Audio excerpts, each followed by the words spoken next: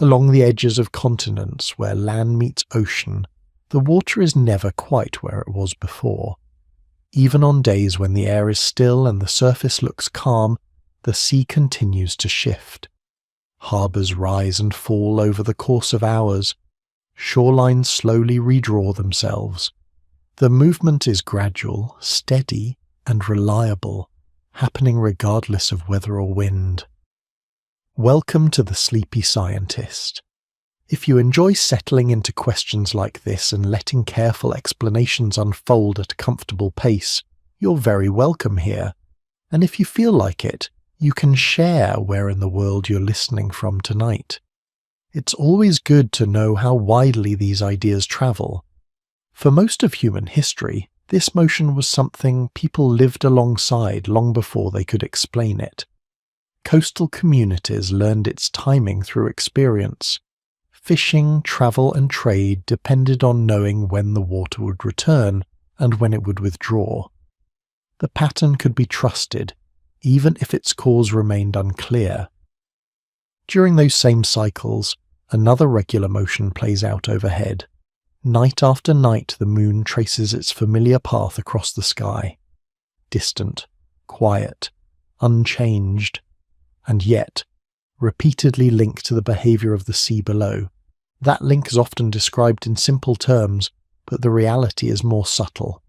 The ocean is not being pulled upward like a loose surface responding to a nearby weight.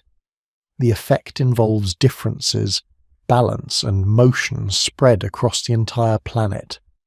Everyday experience suggests that influence requires contact, or at least something moving visibly from one place to another.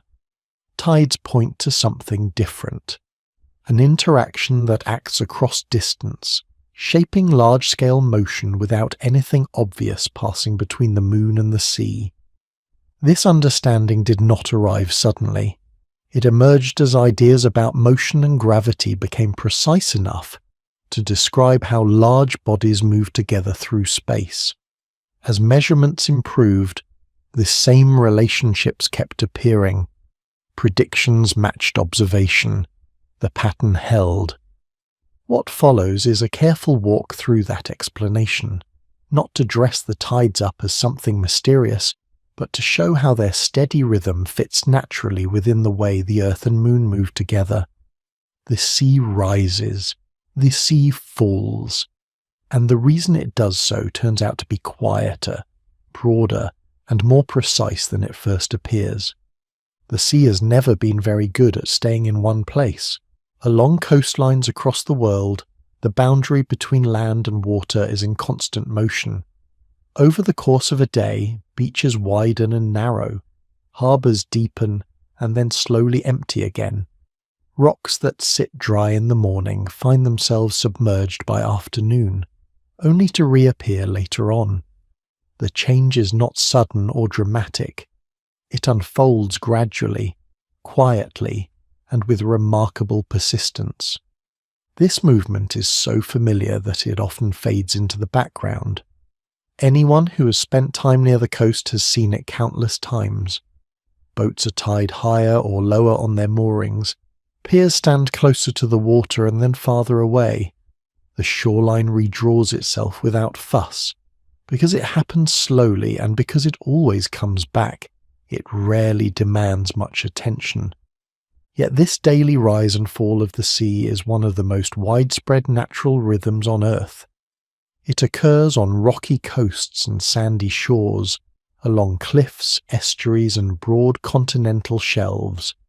It affects islands in the open ocean and enclosed seas far from the world's major currents. From equatorial regions to polar coastlines, the same basic pattern repeats.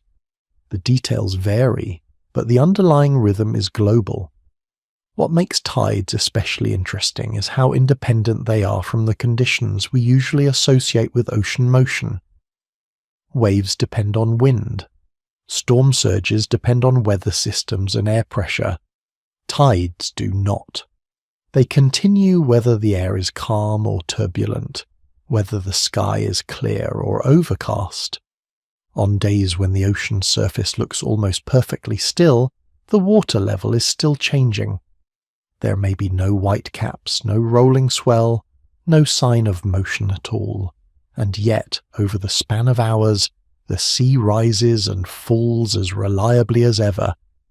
This regularity has been noticed for as long as people have lived near the coast. Long before there were instruments, equations, or formal science, communities learned to recognize the pattern. Fishing, travel, and trade depended on it. Boats could be stranded or freed by the tide. Certain routes were passable only at specific times. Entire ways of life grew around knowing when the sea would advance and when it would retreat. What is striking is that this trust in the tides developed long before anyone understood why they happened. The pattern was dependable enough to rely on, even if its cause remained obscure. Tides followed a schedule that could be learned through experience. They returned again and again, shifting slightly from day to day, but never behaving randomly. As people watched this rhythm unfold, they began to notice something else. Above the moving sea, another cycle was always present. Night after night, the moon rose and set, changing position against the stars. It grew brighter and dimmer over the course of a month. It followed its own rhythm, steady and predictable. Over time, the movements of the moon and the movements of the sea began to seem connected. High tides often occurred when the moon was full or new. Lower tides followed a regular pattern as the moon changed shape in the sky. Even without precise measurements, the relationship was difficult to ignore. This connection was recognized across cultures and across centuries. Ancient calendars track the moon and the tides together. Coastal traditions linked lunar cycles to fishing and navigation. The sea and the moon became associated in stories, symbols, and practical knowledge alike. Early explanations varied widely. Some imagined the moon pulling water upward through a kind of attraction. Others believed the sea responded to moonlight itself. Still others treated the relationship as symbolic rather than physical. These ideas were incomplete and often incorrect, but they were grounded in repeated observation. What mattered was not that the explanation was right, but that the pattern was real. For a long time, no one could explain how an object so distant could influence something as vast as the ocean. The moon does not touch the water. It does not stir the air. It does not produce waves. And yet, its presence seemed tied to the most predictable movement of the sea. This posed a genuine puzzle. The ocean is enormous. It contains an extraordinary amount of mass. To move it, even slightly, requires influence acting on a planetary scale. Whatever was responsible for the tides had to operate continuously, gently, and across great distances. At first glance, the idea seems almost unreasonable. The moon is far away by everyday standards. Spacecraft take days to reach it. Compared to Earth, it is small. Compared to the Sun, it is tiny. And yet, it appears to play a central role in shaping the daily motion of Earth's oceans. This tension between distance and effect sits at the heart of the question. How can something so far away exert such a clear influence? Why does the ocean respond so visibly, while mountains and continents appear unmoved? And why does the pattern repeat with such precision day after day, year after year? These are not questions that can be answered by intuition alone. The familiar experience of pushing, pulling, or lifting objects does not translate easily to planetary scales. The forces involved do not behave the way everyday forces seem to. For centuries, tides remained a phenomenon that was well known but poorly explained. They were charted, predicted, and relied upon long before the mechanisms behind them were understood. The shoreline became a place where something fundamental was happening in plain sight, without an obvious cause. As natural philosophy gradually gave way to physics, tides became more than a curiosity. They became a problem to solve, a test of whether emerging ideas about motion and gravity could account for something so familiar and so large. What makes tides especially revealing is that they sit at the intersection of the everyday and the cosmic. They are experienced locally, at beaches and harbours, yet shaped by interactions that span hundreds of thousands of kilometres. The same principles that govern the motion of planets appear to be at work along the edge of the sea. Seen this way, the daily rise and fall of the ocean is not just a coastal detail. It is a visible trace of how Earth fits into a larger system, responding to influences beyond itself. The question, then, is not whether the moon is involved. Observation settled that long ago. The deeper question is how that involvement works, and why the ocean responds in the particular way that it does. The sea rises, the sea falls, and behind that familiar motion lies an explanation that begins far beyond the shoreline, in the way mass, distance, and motion quietly shape the world.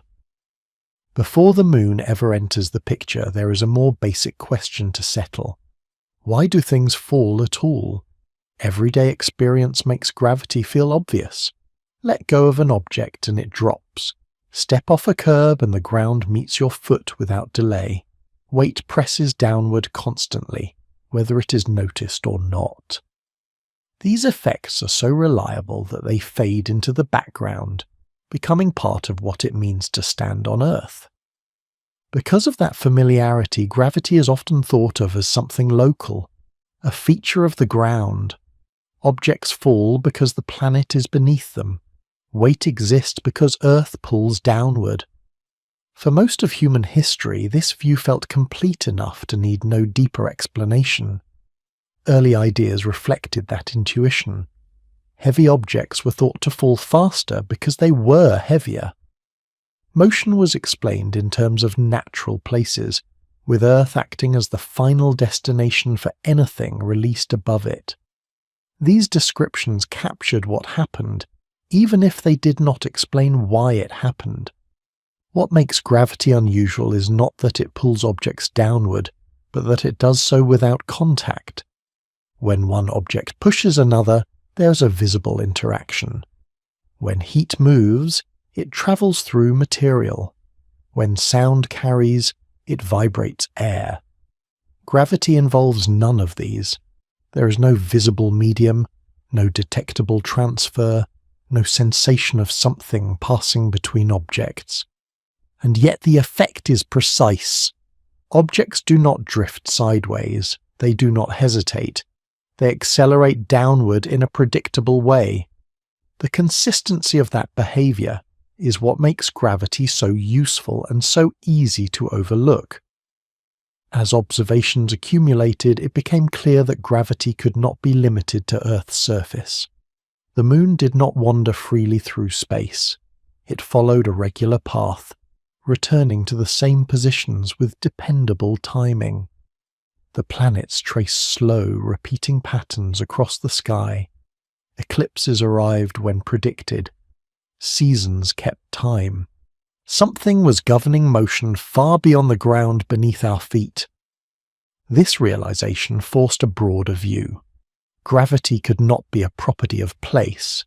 It had to be a property of matter itself, something that acted wherever mass existed, not just near the surface of Earth. That unifying idea came together most clearly in the work of Isaac Newton in the late 1700s. Newton did not discover gravity as a phenomenon. People had lived with it forever. What he did was connect motions that had previously been treated as separate. The falling apple and the orbiting moon were not different problems. They were the same problem, seen at different scales. In Newton's description, gravity became a universal interaction between masses. Every object with mass exerted an influence on every other object with mass. The strength of that influence depended on two things: how much mass was involved and how far apart the objects were. This idea carried an important implication. Gravity did not stop at the edge of the atmosphere. It did not weaken abruptly with height. It extended outward, shaping motion wherever mass existed. The same interaction that caused a stone to fall toward the ground also guided the moon along its orbit, and kept the planets moving in stable paths around the sun. One of the most unsettling aspects of this description was that gravity acted across empty space. Objects did not need to touch. They did not need to be connected by anything visible. Two masses could influence each other simply by existing, even if nothing lay between them. This was not an easy idea to accept. Influence without contact ran against everyday intuition. Even Newton himself was cautious about speculating on the deeper nature of this interaction. But the mathematics worked. Predictions based on this description matched observation with remarkable accuracy. Planetary positions could be calculated, orbital periods could be predicted. The timing of eclipses made sense. The same framework that described falling bodies on Earth described motion throughout the solar system. An essential part of this framework was how gravity changed with distance. As objects moved farther apart, the gravitational influence between them weakened. Close objects experienced strong effects. Distant objects experienced weaker ones. But the influence never dropped to zero. No matter how far apart two masses were, a faint interaction remained. This gradual weakening mattered. It meant gravity could shape motion subtly over long periods of time. A small influence, acting continuously, could bend paths, hold systems together, and guide motion without dramatic force. On everyday scales, this subtlety is easy to miss. The gravitational pull between two people standing next to each other is real, but impossibly small to notice. The influence between a book and a table exists, but is completely overwhelmed by Earth's mass beneath them. Gravity is always present, but its effects depend strongly on scale. Once this way of thinking was accepted, distant influence became physically real rather than metaphorical. It was no longer a poetic idea that objects somehow reached across space. It was something that could be calculated, measured, and tested. This required a shift in intuition. Influence no longer required proximity. Contact was no longer necessary for effect. Motion could be shaped by something far away, provided enough mass was involved and enough time passed. With that shift, the universe began to look different. Space was no longer an empty stage on which objects moved independently. It became a web of interactions, where every mass played a role in shaping the motion of others. This broader view laid the groundwork for understanding systems rather than isolated objects. If gravity could guide the moon around Earth, it could also influence extended systems connected to the planet itself. The key was not strength in the everyday sense, but persistence. A weak influence, acting continuously on something that can move, can produce visible results. Over hours, days, and years, gentle effects accumulate. Seen from this perspective, the idea that the moon might influence the ocean no longer seems unreasonable. Gravity already acts across space. It already shapes motion without contact. It already operates through small differences that add up over time. The remaining challenge is not whether gravity can reach the ocean. It is how that reach translates into the specific, repeating patterns seen along Earth's shores. To answer that, gravity alone is not enough. It becomes necessary to look at how gravity acts on systems where multiple bodies move together, and how different parts of those systems respond in different ways. That is where the relationship between Earth and the Moon truly begins to matter. When the Moon enters the story, it is often treated as a single actor working on a passive Earth. The picture is familiar. A large planet sits at the center while a smaller body circles around it, tugging gently from the outside. It is an easy image to hold on to, and it feels intuitive, but it is not how the system actually behaves. The Moon is smaller than Earth, but it is far from insignificant. Its mass is a little over 1/80th of Earth's mass. On everyday scales, that ratio sounds trivial. On planetary scales, it is substantial. In fact, the Moon is unusually large compared to the planet it orbits. Most moons in the solar system are far smaller in proportion to their parent planets. This alone hints that the relationship between Earth and Moon is not a simple one-way influence. Distance adds another layer. The Moon orbits at an average distance of a little over 380,000 kilometers. That separation is vast in human terms, yet close enough for gravity to act strongly and continuously. Light takes just over a second to cross the gap. Gravity, as far as classical physics is concerned, requires no travel at all. The interaction is simply there. The Moon completes one full orbit in a little over 27 days. From Earth's surface, this motion appears smooth and regular. Night after night, the Moon shifts its position against the background of stars, rising later each evening and slowly changing its phase. But this view hides an important detail. Earth is not standing still. In reality, Earth and Moon are locked together in a mutual gravitational relationship. Each pulls on the other. Each responds to the presence of the other. Neither body is truly fixed in space. Instead of the Moon orbiting a stationary Earth, both bodies orbit a shared balance point. This point is known in celestial mechanics as the barycenter. It is the center of mass of the Earth-Moon system, the point around which both objects move as they interact gravitationally. The position of the barycenter depends on the masses of the two bodies and the distance between them. Because Earth is much more massive than the Moon, the barycenter lies much closer to Earth's center than to the Moon's. In fact, it sits beneath Earth's surface, but not exactly at the center of the planet. It is offset by several thousand kilometers. That offset matters. As the Moon moves along its orbit, Earth does not remain perfectly still. The planet executes a slow, subtle motion of its own, tracing a small circular path around the barycenter. This movement is gentle and continuous. It is far too small to be felt, but it is real and measurable. From space, the Earth-Moon pair looks less like a planet with a satellite and more like a coupled system. The Moon follows a wide arc. Earth follows a much smaller one. Both are moving. Both are responding. This shared motion is essential for understanding tides.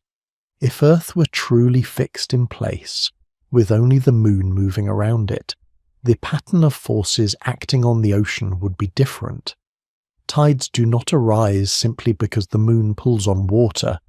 They arise because Earth itself is in motion as part of a two-body system. The Moon's gravitational pull is stronger on the side of Earth that faces it, and weaker on the far side. That difference matters, but it is only part of the picture. Earth, as a whole, is being pulled toward the Moon and moving accordingly.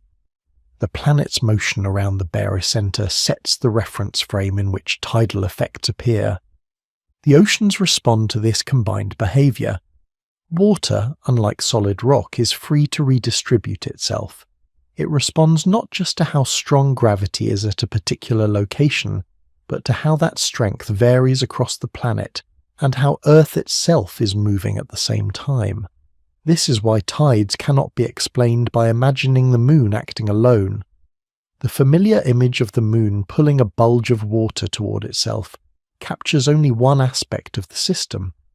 Equally important is what happens on the opposite side of the planet, where water also rises. On the far side of Earth, the Moon's gravitational pull is weaker than it is at Earth's center. Earth, however, is being pulled more strongly overall because its center lies closer to the Moon than that distant water does. As Earth moves toward the Moon, the far side ocean lags slightly behind. relative to the solid planet beneath it, that water shifts outward. The result is a second region of elevated sea level, directly opposite the first. These two regions exist at the same time, fixed in position relative to the Earth-Moon line rather than to Earth's surface. One faces the Moon, the other faces away. Together they define the basic tidal shape of the oceans. Seen this way, tides are not local features tied to individual coastlines. They are global patterns shaped by the geometry and motion of the entire system. Coastlines experience tides because Earth rotates through this pattern, not because the Moon is directly overhead. This system-level perspective marks an important shift in thinking. Instead of asking what the Moon is doing to a particular stretch of ocean, it becomes more useful to ask how the Earth-Moon system behaves as a whole, and how a mobile layer of water responds within that behavior. Systems behave differently from isolated objects. In a system, motion is shared. Forces are distributed. Small differences can have large effect when they act continuously. The tides are a direct consequence of this kind of collective behavior. Once this perspective is adopted, many features of the tides begin to make sense without additional assumptions. The presence of two high tides each day, the global nature of tidal patterns, the regular timing that shifts slightly from one day to the next. All of these follow naturally from the shared motion of Earth and Moon. This way of thinking also places tides alongside other familiar phenomena in astronomy. Binary stars orbit shared centers of mass. Planetary rings respond to gravitational gradients. Interacting galaxies distort one another over time. In each case, behavior emerges from the system, not from one object acting in isolation.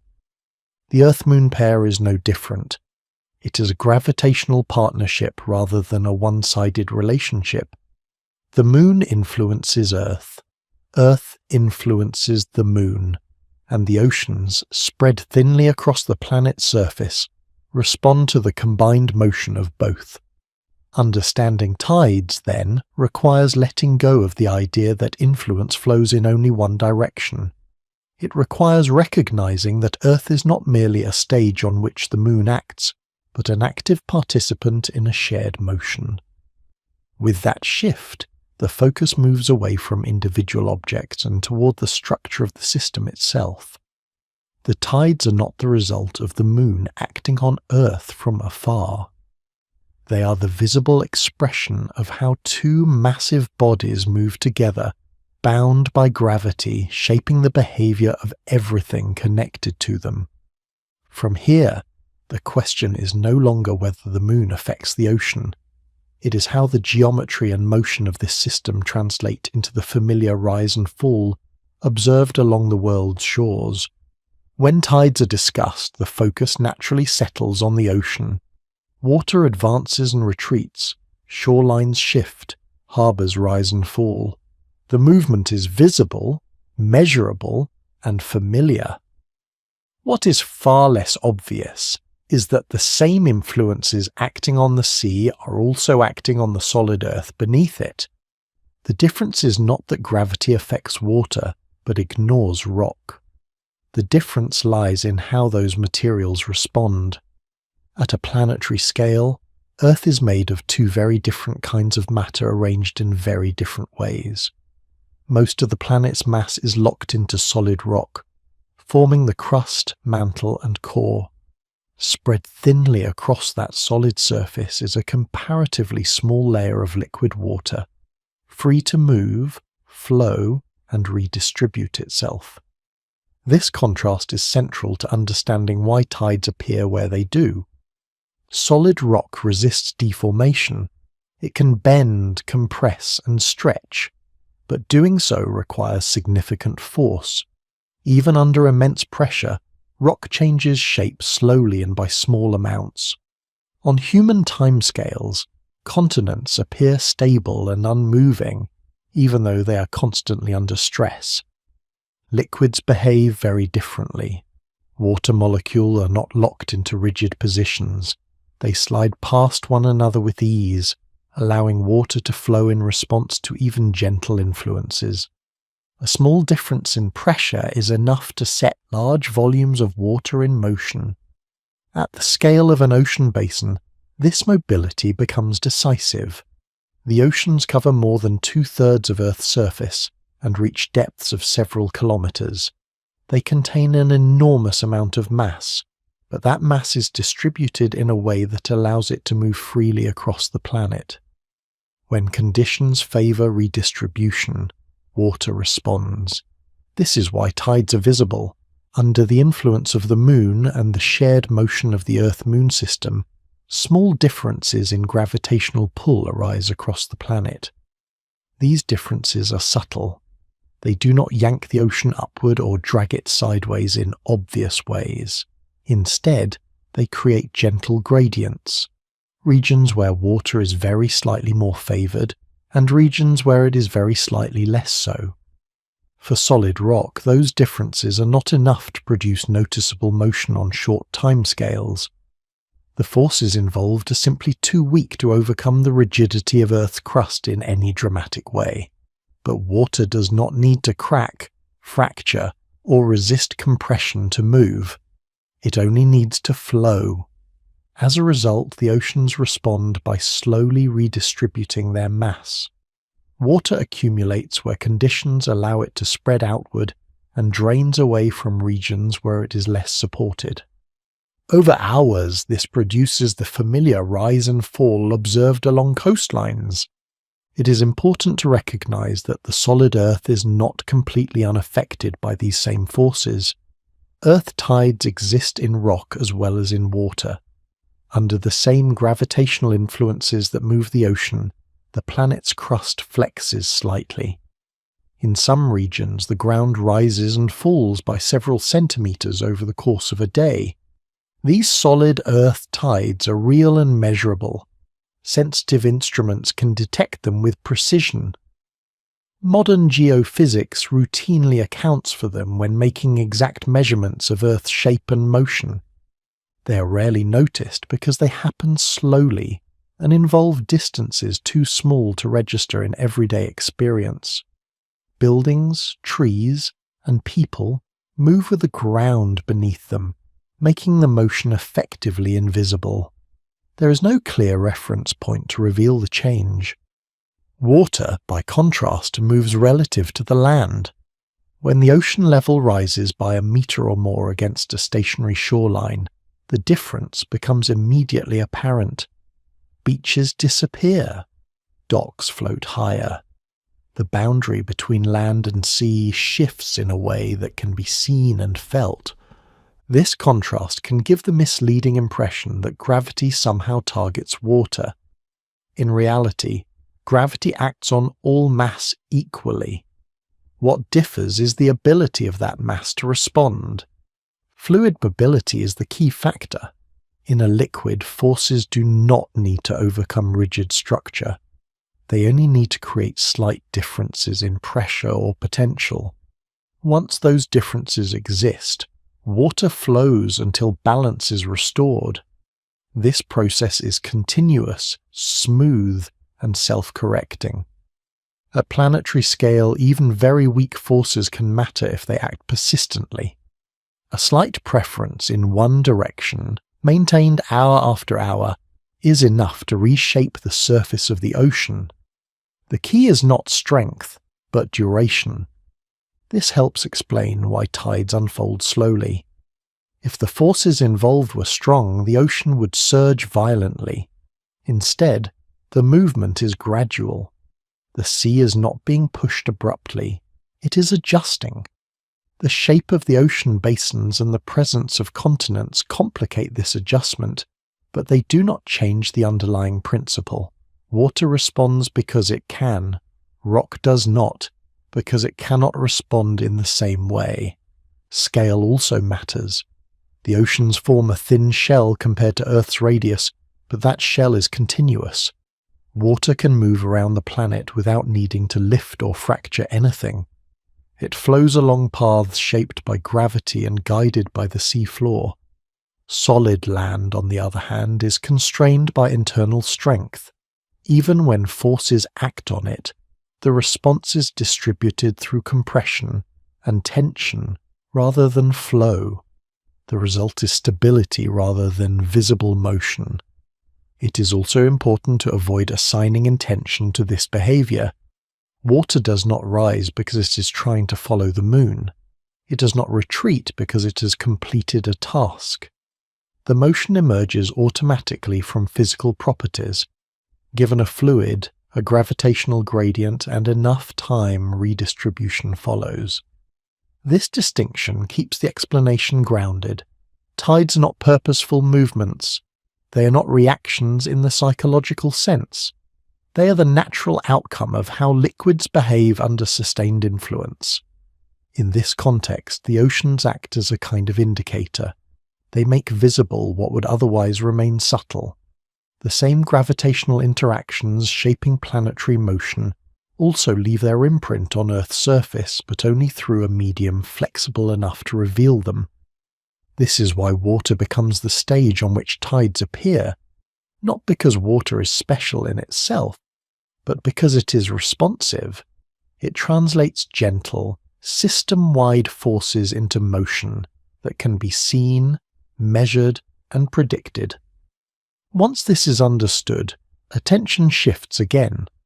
The question is no longer why the ocean moves, but how those movements are structured, how subtle differences in gravitational influence create specific patterns across the planet at any given moment. To answer that, it becomes necessary to look more closely at the shape of those gravitational differences themselves, and how they vary from one side of Earth to the other. That is where the true nature of tidal forces comes into focus. When tides are explained casually, they are often described as the moon pulling the ocean upward. It is an appealing image. The moon hangs overhead, water beneath it rises, and when the moon moves on, the water settles back again. The picture feels simple and intuitive, and it matches the everyday idea of gravity as a pulling force. But this picture is misleading. Tides are not caused by gravity acting equally everywhere. They exist because gravity does not act equally everywhere. What matters is not how strong gravity is at a single point, but how that strength changes from one place to another across the planet. This difference is known as a tidal force. To see why this matters, it helps to think about Earth not as a point, but as an extended object with a size. The moon's gravity pulls on all parts of Earth, but it does not pull on all parts in the same way. The side of Earth facing the moon is closer to it than the center of the planet is. The far side is farther away still. Because gravity weakens with distance, the pull on the near side is slightly stronger than the pull on Earth's center. The pull on the far side is slightly weaker. These differences are small, but they exist across the entire diameter of the planet. Tidal forces are the result of these differences. If gravity acted equally on every part of Earth, the planet and its oceans would simply accelerate together. Nothing would stretch, nothing would redistribute. Relative positions would remain unchanged. There would be no tides. Instead, different parts of Earth experience different accelerations. The near side is pulled more strongly toward the moon. The far side is pulled less strongly. Earth as a whole responds to the average of these pulls, but the ocean responds to the differences. This distinction is crucial. Tides are not caused by gravity lifting water upward like a crane. They are caused by gravity stretching the Earth-Moon system slightly along the line connecting the two bodies. The ocean makes this stretching visible. It is useful to think in terms of gradients rather than forces. A gravitational gradient describes how gravity changes across space. Near the moon, gravity is stronger. Farther away, it is weaker. Across Earth's diameter, this change is gentle but continuous. These gradients create internal stresses. Parts of the planet are encouraged to move slightly ahead or fall slightly behind relative to the centre. Solid Earth resists this, water responds. On the side facing the Moon, the stronger pull draws the ocean slightly ahead of the solid planet beneath it. On the far side, the weaker pull means the ocean does not keep up with Earth's motion toward the Moon. In both cases, water shifts relative to land. This produces two regions where sea level is higher than average. One of the most persistent misunderstandings about tides concerns the far side bulge. It is often explained as water being flung outward by Earth's rotation, as if centrifugal force were throwing the ocean away from the Moon. While rotation plays a role in defining the frame of motion, this explanation misses the point. The far side bulge exists because gravity there is weaker than at Earth's centre. Earth moves toward the Moon more strongly than that distant water does. From the perspective of the solid planet, the water on the far side appears to lag behind. The result is a second region of elevated sea level. Both bulges arise from the same cause: unequal gravitational pull across an extended moving object. This explanation rests squarely on Newtonian mechanics. There's no need to introduce special tidal forces or unusual properties of water. The same laws that describe how gravity acts on any object apply here. The difference lies in scale. On small objects, tidal effects are negligible. The difference in gravitational pull across a person's body is far too small to notice. On Earth, with its size and mass, the differences become large enough to matter. Gravitational gradients are responsible for many effects throughout the universe. They stretch moons as they orbit close to planets. They generate internal heating in some worlds. In extreme cases, they can tear stars apart. On Earth, the effect is gentle enough to be familiar rather than catastrophic. Visual representations of tides often obscure this point. Many diagrams show the Moon pulling a bulge of water toward itself, as if lifting a flexible skin. While this captures part of the near-side effect, it hides the system-wide nature of the process. Other diagrams suggest that tides follow the Moon's position directly, rising when it is overhead and falling when it is gone. This too is misleading. The tidal bulges are fixed relative to the Earth-Moon line, not to Earth's surface. Coastlines experience tides because Earth rotates through this pattern, not because the Moon passes above them. Another misconception is that tidal forces are sudden or intermittent. In reality, they act continuously. There is no moment when gravity switches on or off. The gradients exist at all times. What changes is Earth's orientation relative to them. This continuous action explains why tides are slow. The ocean is not responding to a sudden impulse. It is adjusting gradually to a persistent, uneven influence. The movement unfolds over hours because the forces involved are weak and spread over vast distances. Thinking of tides as stretching rather than pulling helps resolve many confusions. The Earth-Moon system is being gently elongated along one axis. The ocean traces that elongation. The solid planet resists it. Nothing in this process requires coordination or intention. The water does not know where the Moon is. It responds automatically to the shape of the gravitational field it sits within. Once this point is clear, the tides stop seeming like a special exception to gravity. They become an ordinary consequence of it. Gravity does not behave differently near oceans. The ocean simply makes gravity's unevenness visible. The familiar rise and fall of the sea is therefore not a separate phenomenon layered on top of planetary motion. It is planetary motion, expressed through a medium free enough to move. From this perspective, tidal forces are not mysterious distortions of gravity. They are gravity doing exactly what it always does when it acts across something large. The remaining task is not to explain why tides exist, But to understand how this stretching pattern interacts with Earth's rotation and geography, shaping the timing and character of the tides experienced along real coastlines. That is where the familiar rhythm of the sea begins to take on local detail. If tides were shaped by a single pull acting in one place, the ocean would behave very differently from what is observed. Along most coastlines, high water arrives twice each day, not once. The sea rises, falls, and then rises again before the cycle completes. This simple, persistent pattern immediately rules out the idea that tides are caused by the moon tugging on one side of the planet while leaving the rest untouched. The presence of two tidal bulges positioned on opposite sides of Earth is not a secondary detail. It is the core feature of how tides work. To understand why two bulges form, it helps to step back from local effects and think in terms of the Earth-Moon system as a whole. The tides are not created by what happens at a particular beach or harbour. They are shaped by the geometry and motion of an entire planet interacting with a nearby companion. As described earlier, Earth and the Moon move together around a shared centre of mass. Earth is not fixed in space while the Moon circles it.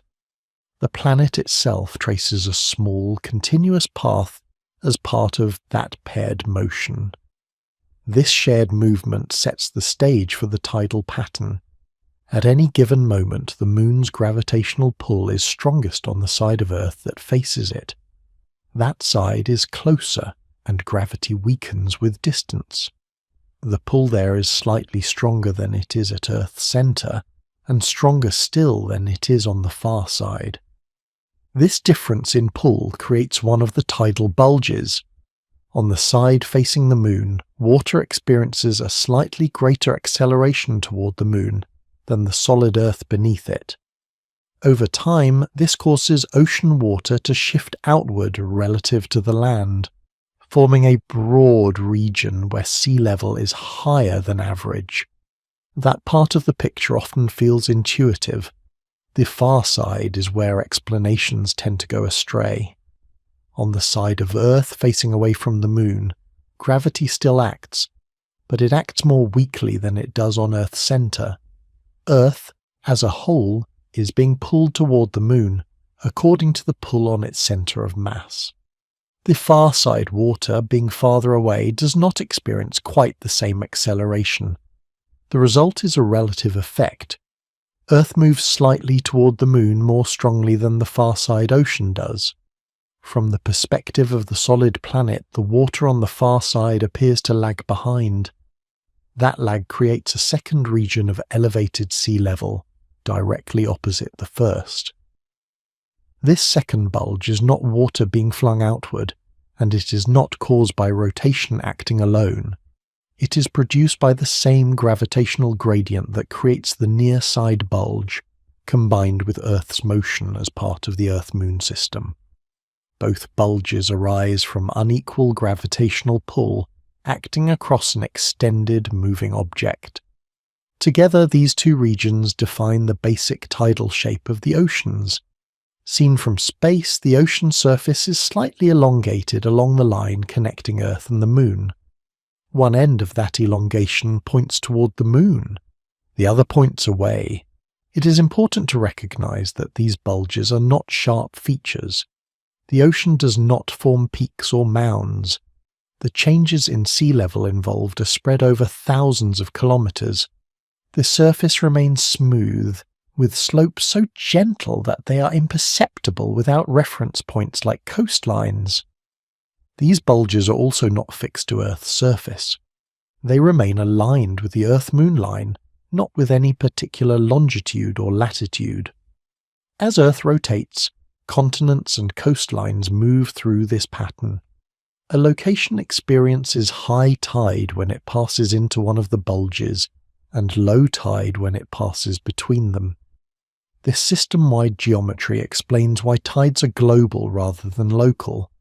The same two bulges exist whether they're passing over open ocean or sweeping past complex coastlines. Local geography shapes how tides appear in specific places, but the underlying structure is set by the Earth-Moon system itself. It also explains why the idea of a single tidal bulge fails.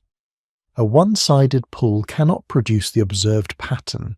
Only a system in which different parts experience different accelerations while the whole moves together can account for two opposing regions of higher sea level. The balance involved here is subtle. The forces are weak, but they act continuously. Gravity stretches the system. Orbital motion defines the frame in which that stretching makes sense. The ocean responds by redistributing itself within that frame. Nothing in this process requires anything to be thrown, pushed, or actively driven. There is no centrifugal flinging of water into space. There is no moment when forces switch direction.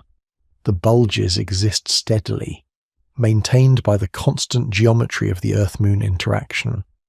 This steadiness is what gives tides their reliability. The positions of the bulges change only as the Moon moves along its orbit and as Earth rotates. Both motions are smooth and predictable. As a result, the basic tidal pattern persists day after day with remarkable consistency. Thinking in terms of the system rather than individual forces also helps clarify why tides do not depend on where the Moon appears in the sky. A coastline can experience high tide when the Moon is rising, setting, or hidden on the far side of Earth. What matters is the location of the bulges, not the Moon's visible position. The Earth-Moon system perspective removes the need for special explanations. There's no hidden force acting on one side of the planet and a different one acting on the other. There is a single gravitational interaction, acting unevenly across a moving system. Once this is understood, the existence of two ocean bulges stops being surprising. It becomes the natural outcome of living on a planet that shares its motion with a nearby companion. The ocean simply traces the shape of that shared motion. From here, the remaining question is not why two bulges exist, but how Earth's rotation interacts with them to produce the familiar daily rhythm experienced along coastlines. That rhythm emerges not from the Moon moving overhead, but from Earth turning steadily beneath a pattern that already exists. Once the existence of two tidal bulges is understood, a familiar pattern begins to fall into place. Along most coastlines, the sea does not rise once and fall once each day. Instead, it rises, falls, and then rises again before the cycle completes. This twice-daily rhythm is one of the most dependable features of tides, and it follows directly from how Earth moves beneath the tidal pattern already in place. The key point is that the tidal bulges themselves are not racing around the planet. They are positioned along the line connecting Earth and the Moon, forming two broad regions of slightly elevated sea level on opposite sides of the globe. One faces toward the Moon, the other faces away. Together they define a pattern that remains largely fixed in space relative to the Earth-Moon system. Earth, meanwhile, is rotating. The planet completes one full rotation in roughly 24 hours, carrying continents, oceans, and coastlines with it. As Earth turns, different regions of its surface pass into and out of the tidal bulges. When a coastline rotates into one of these regions, local sea level rises. When it rotates away, the sea level falls. Because there are two bulges, most locations encounter two high tides during each full rotation of the planet. This point is often misunderstood. The ocean does not rise twice because the Moon pulls twice. It rises twice because Earth passes through two regions where the ocean surface is already elevated. From this perspective, tides are experienced as a cycle because the observer is moving. It can be helpful to think in terms of reference frames. From a viewpoint fixed in space, the tidal bulges maintain their orientation relative to the Moon.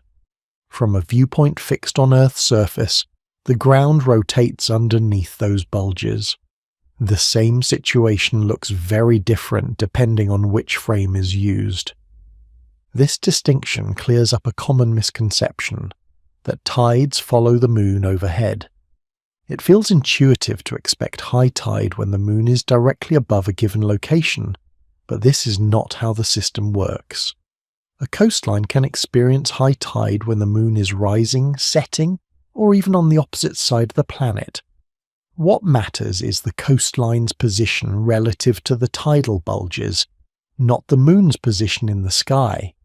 Because Earth rotates slightly faster than the moon moves along its orbit, the timing of tides shifts from day to day.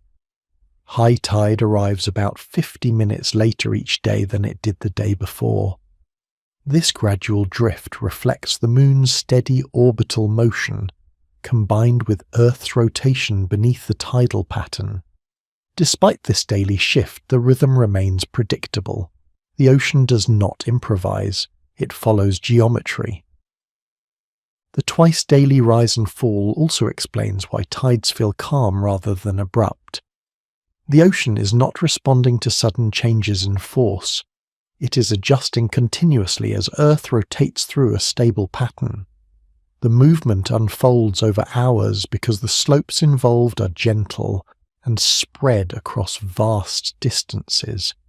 Seen this way, tides resemble the slow movement of water along a shallow incline. The difference in sea level across a tidal bulge is small when measured globally, but sufficient to guide water gradually toward regions of slightly higher elevation.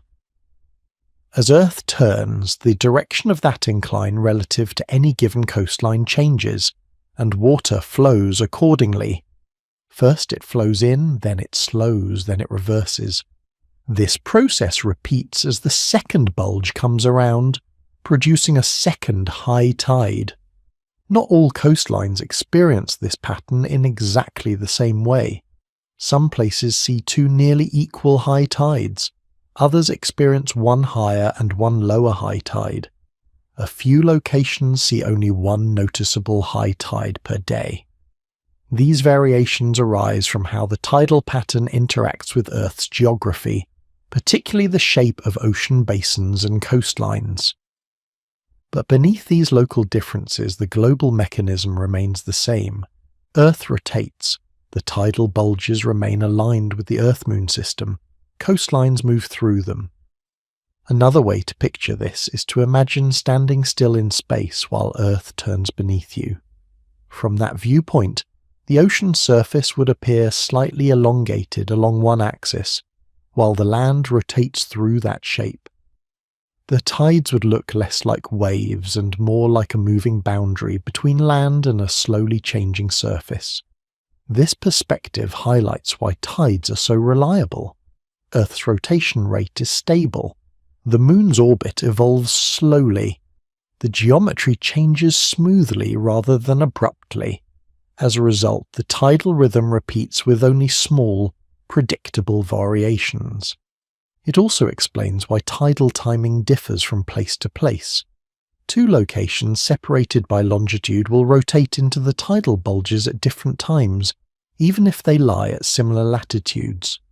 What feels like a local event is actually part of a global pattern. The daily rhythm of tides, then, is not imposed from above. It emerges from motion. The planet turns, the ocean adjusts, the coastline experiences the result. Once this is understood, the twice-daily rise of the sea no longer feels puzzling. It becomes a natural consequence of living on a rotating planet with a nearby companion, where even small differences in gravitational influence are made visible by a mobile ocean.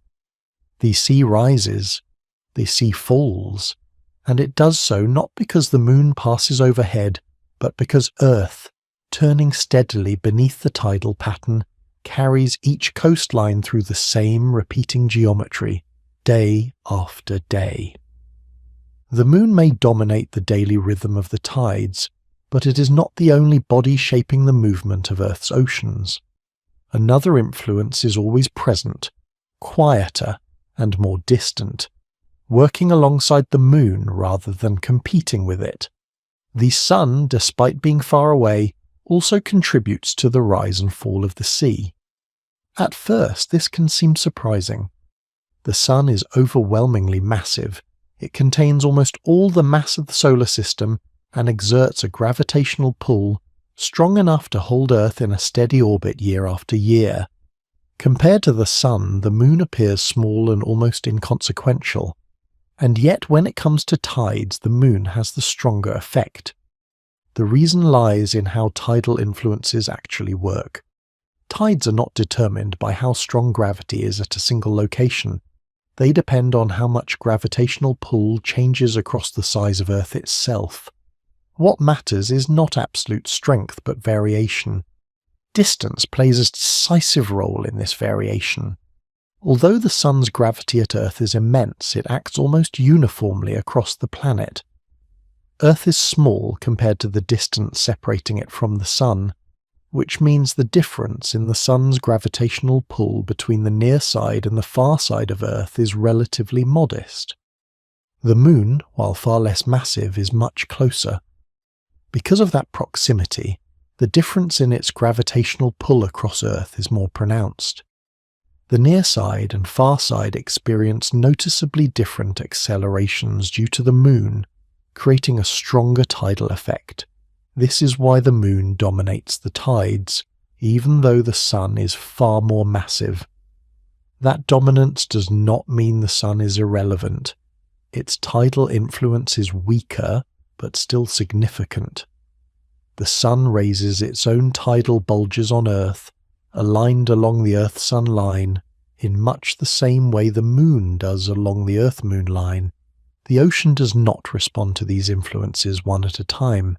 It responds to the combined gravitational landscape created by both bodies. At any given moment, the shape of the ocean reflects the sum of lunar and solar tidal effects. Sometimes these influences reinforce one another. Sometimes they partially cancel. The ocean adjusts continuously, reshaping itself as the geometry changes. This means the sun does not control the tides. It modifies them. The moon establishes the basic structure and timing of tidal motion. The sun subtly alters the height and depth of that motion, adding a secondary rhythm layered on top of the daily rise and fall. This distinction is important. The sun does not override the moon's influence, and it does not replace it during certain phases. It simply contributes its own, gentler stretching to the system. The effect of the sun becomes most noticeable when its tidal bulges align with those of the moon. At these times, the gravitational gradients from both bodies point in roughly the same direction. The ocean responds by redistributing more water than usual. High tides reach higher levels, low tides fall lower. When the sun's tidal bulges are oriented at an angle to the moon's, their effects partially oppose one another. The ocean still rises and falls, but the range between high and low tide becomes smaller. The movement remains steady, but its scale is reduced. These changes are gradual and predictable. Nothing sudden occurs. The ocean is not being pushed or pulled abruptly. It is responding to a shifting balance of influences that change smoothly as Earth, the moon, and the sun continue their motions. Long before the physics behind this behavior was understood, these variations were noticed. Coastal communities observed that some tides were stronger than others, and that this pattern followed a regular cycle. Tidal calendars were kept long before equations were written. Modern tidal theory explains what observation revealed. The ocean responds to geometry. What makes the sun's role especially interesting is that it highlights how tidal strength depends more on distance than on mass. A closer, smaller body can produce a stronger tidal effect than a distant, massive one. This principle appears repeatedly throughout astronomy. Moons orbiting close to giant planets experience intense tidal forces, sometimes generating internal heat. Stars passing near massive companions can be stretched and distorted. In extreme cases, Tidal forces can tear objects apart. In each situation, proximity matters more than size. On Earth, the sun's distance softens its influence. Its tidal effect is always present, but never dominant. It shapes the tides quietly, adding nuance rather than control. This layered influence creates a more complex tidal pattern than a single body could produce alone. The daily rhythm set by Earth's rotation beneath the lunar bulges remains intact. Over that rhythm, the sun introduces longer variations in tidal strength that unfold over days and weeks. The ocean traces this combined pattern faithfully. It does not distinguish between lunar and solar effects. It responds only to the total gravitational gradient acting on it at each moment. Because both the Moon's orbit and Earth's orbit around the Sun are regular, the combined tidal cycles are equally regular. The timing of stronger and weaker tides can be predicted far into the future. Tide tables reflect this stability, not chance. Nothing in this process depends on weather, seasons, or surface conditions. Storms can mask tides locally, but they do not create or destroy them. The underlying motion continues regardless of what happens in the atmosphere. The sun's quiet influence serves as a reminder that tides are not the result of a single interaction, but of a system. Earth sits within a network of gravitational relationships, responding to more than one massive neighbor at once. The ocean becomes the visible record of those relationships. Each rise and fall reflects not just the moon overhead, but Earth's position within a larger cosmic arrangement. Understanding the sun's role prepares the way for understanding how these influences combine more precisely. When multiple tidal effects act together, their alignment matters. The ocean responds differently depending on whether those influences add together or partially cancel. The shoreline records that response in a slow, steady rhythm, linking the movement of water to the geometry of Earth's place between the moon and the sun. What appears as a simple change in sea level is in fact the surface expression of a vast gravitational conversation carried out silently across space, shaping the oceans one gentle adjustment at a time. As the days pass, the ocean's daily rhythm remains steady, but its strength does not. Some high tides climb higher than others, some low tides expose more shoreline. Over the course of a month, the range between high and low water expands and contracts in a slow, predictable cycle. This variation is not caused by storms, seasons, or chance. It arises from the changing geometry between Earth, the Moon, and the Sun. At certain times, the Moon and the Sun line up with Earth. At other times, they stand at angles to one another. These shifting arrangements determine whether their tidal influences work together or partly against each other. When the Moon and the Sun are aligned, their tidal effects reinforce one another. This alignment happens twice during each lunar month, once when the Moon lies between Earth and the Sun, and once when Earth lies between the Moon and the Sun. In both cases, the Earth-Moon line and the Earth-Sun line point in nearly the same direction. During these moments, the gravitational gradients produced by the Moon and the Sun overlap. Each body stretches Earth and its oceans along roughly the same axis. The ocean responds to the combined effect, redistributing more water than it does at other times. High tides become higher than average, low tides fall lower. The difference between them grows. These are known as spring tides. The term spring does not refer to the season. It comes from an older meaning related to rising or surging. Spring tides are simply tides with an increased range, produced when the sun and moon act together. Despite the dramatic name, spring tides are not violent or sudden. The forces involved are the same ones always shaping the ocean. They're simply aligned in a way that strengthens their combined influence. The sea adjusts smoothly, following the familiar rhythm but with a wider swing between extremes. Roughly a week after a spring tide, the geometry changes. As the moon continues along its orbit, it reaches a position where it forms a right angle with the line between Earth and the Sun.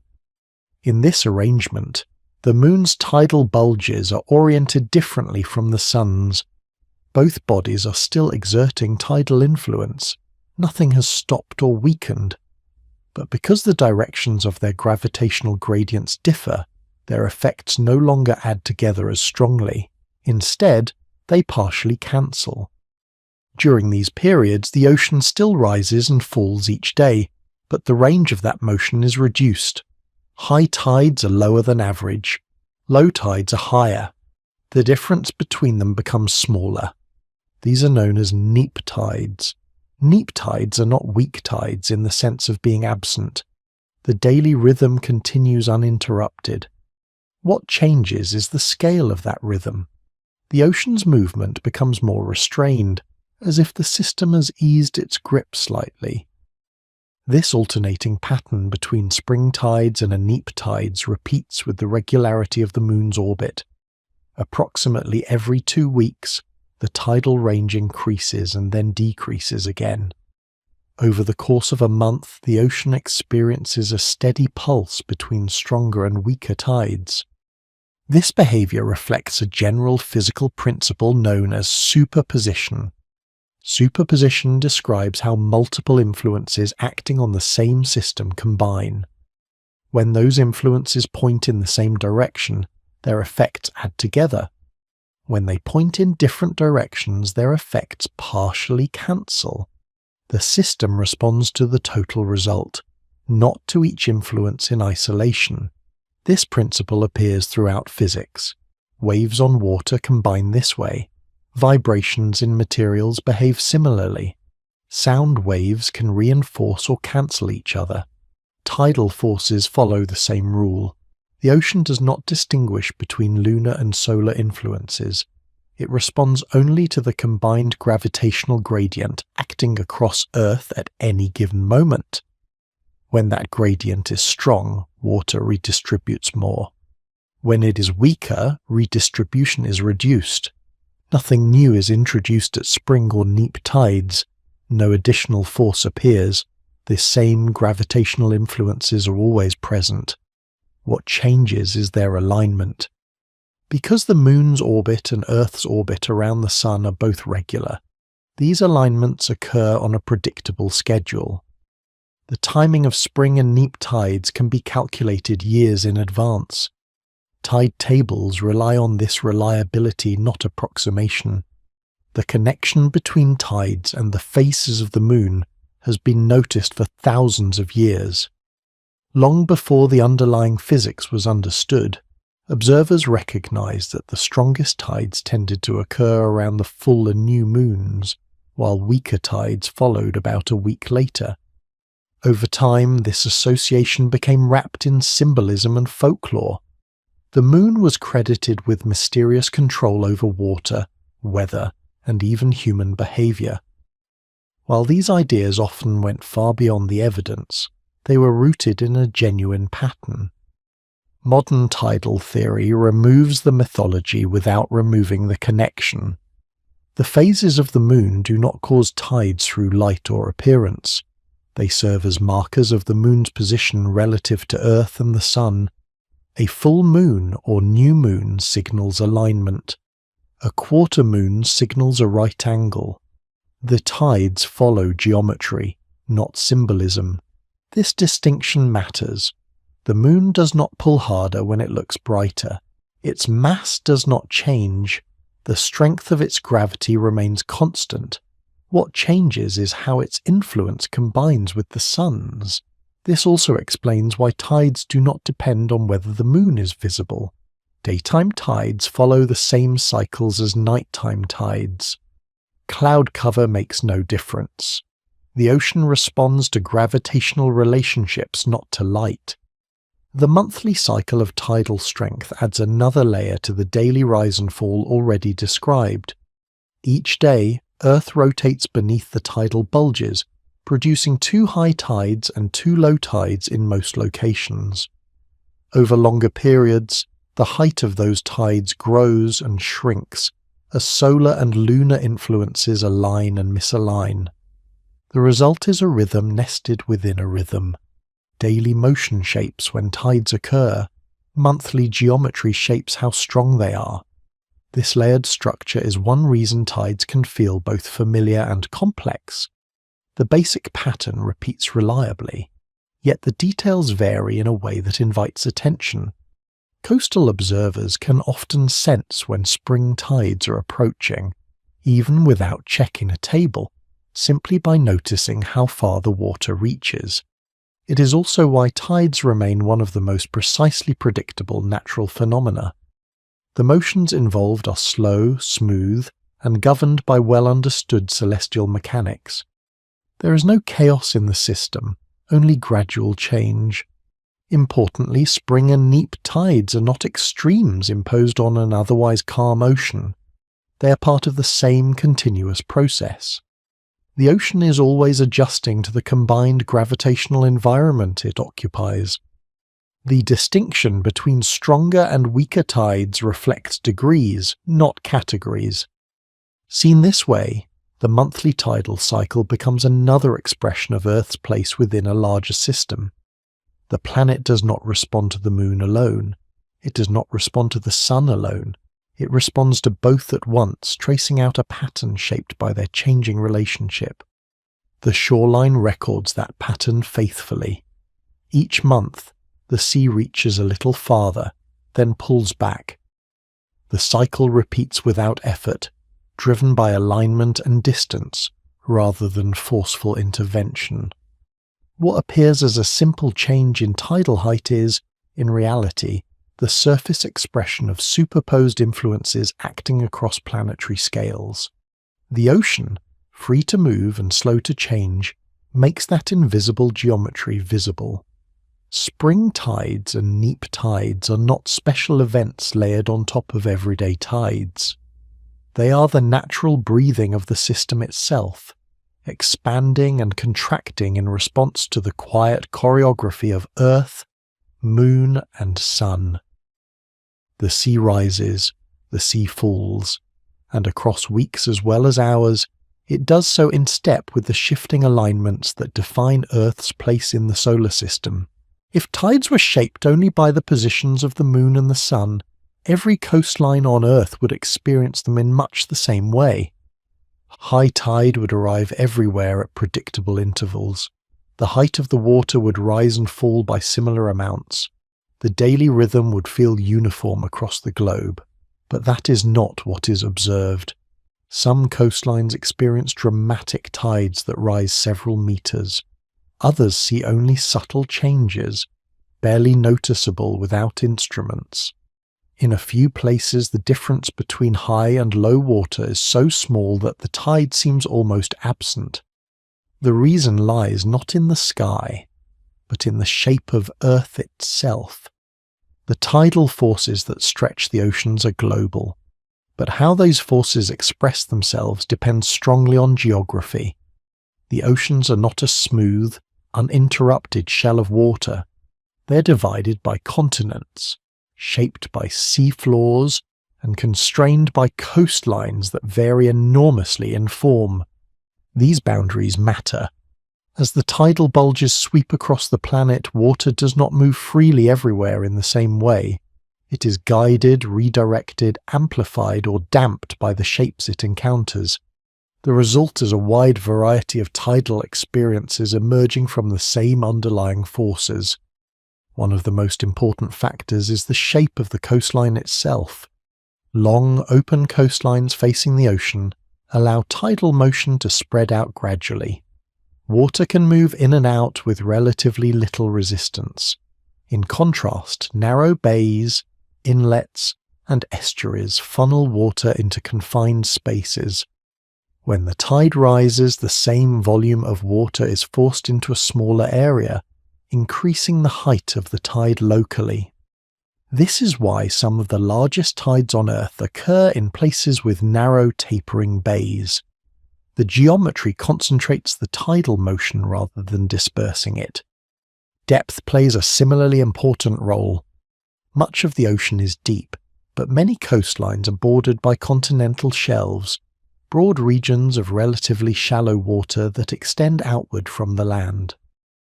As tidal waves move into these shallow areas, their behavior changes. In deep water, tidal motion involves large horizontal movement and relatively small vertical change. In shallow water, the same motion is constrained by the seafloor.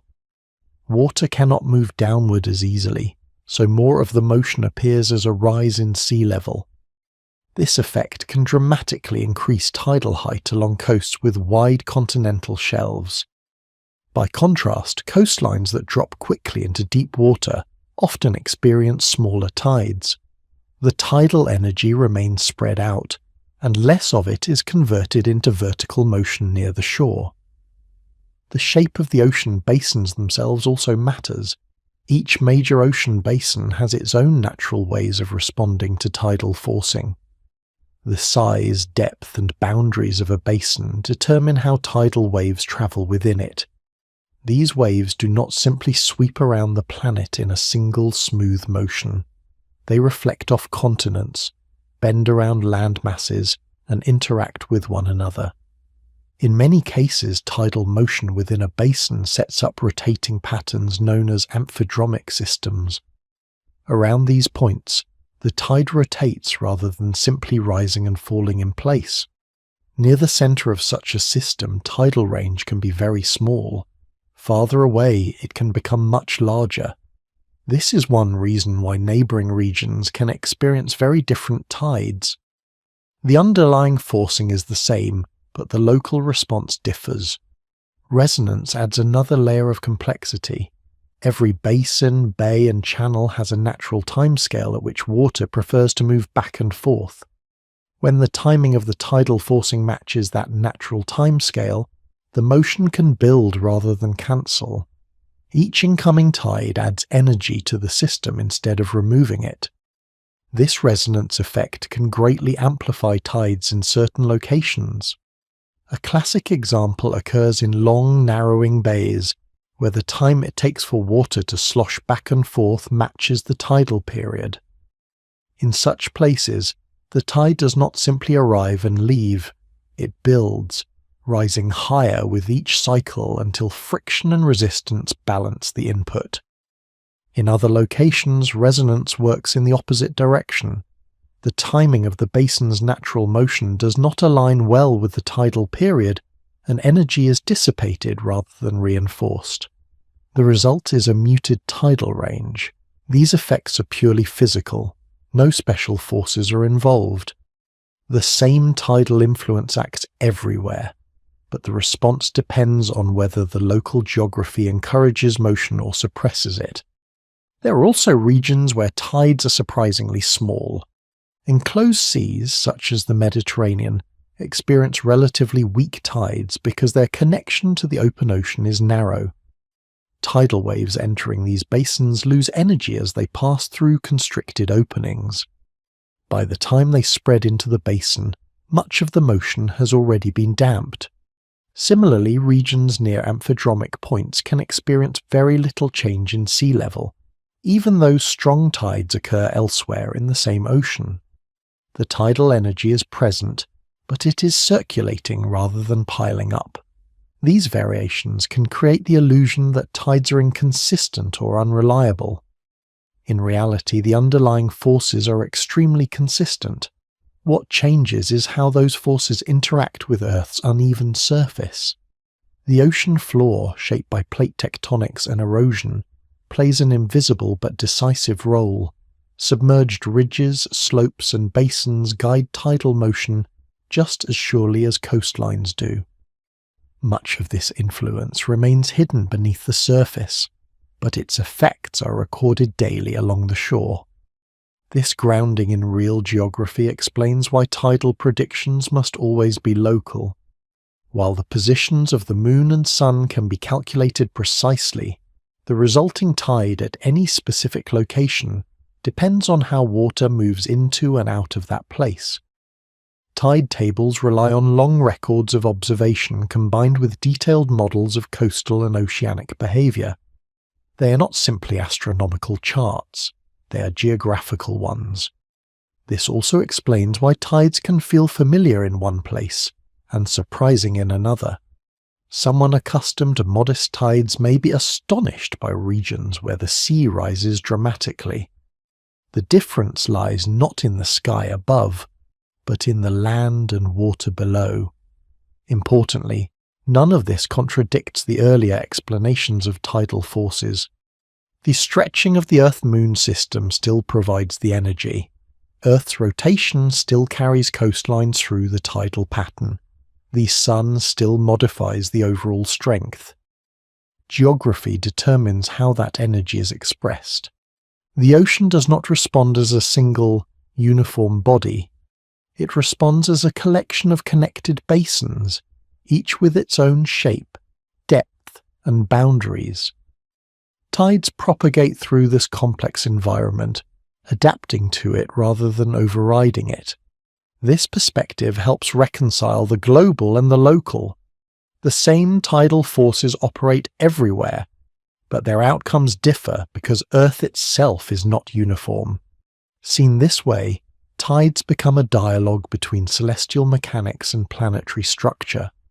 The moon and sun provide the rhythm. Earth's surface provides the variation. The shoreline becomes the place where these two influences meet. Each rise and fall carries the signature of distant gravitational relationships shaped by very nearby geography.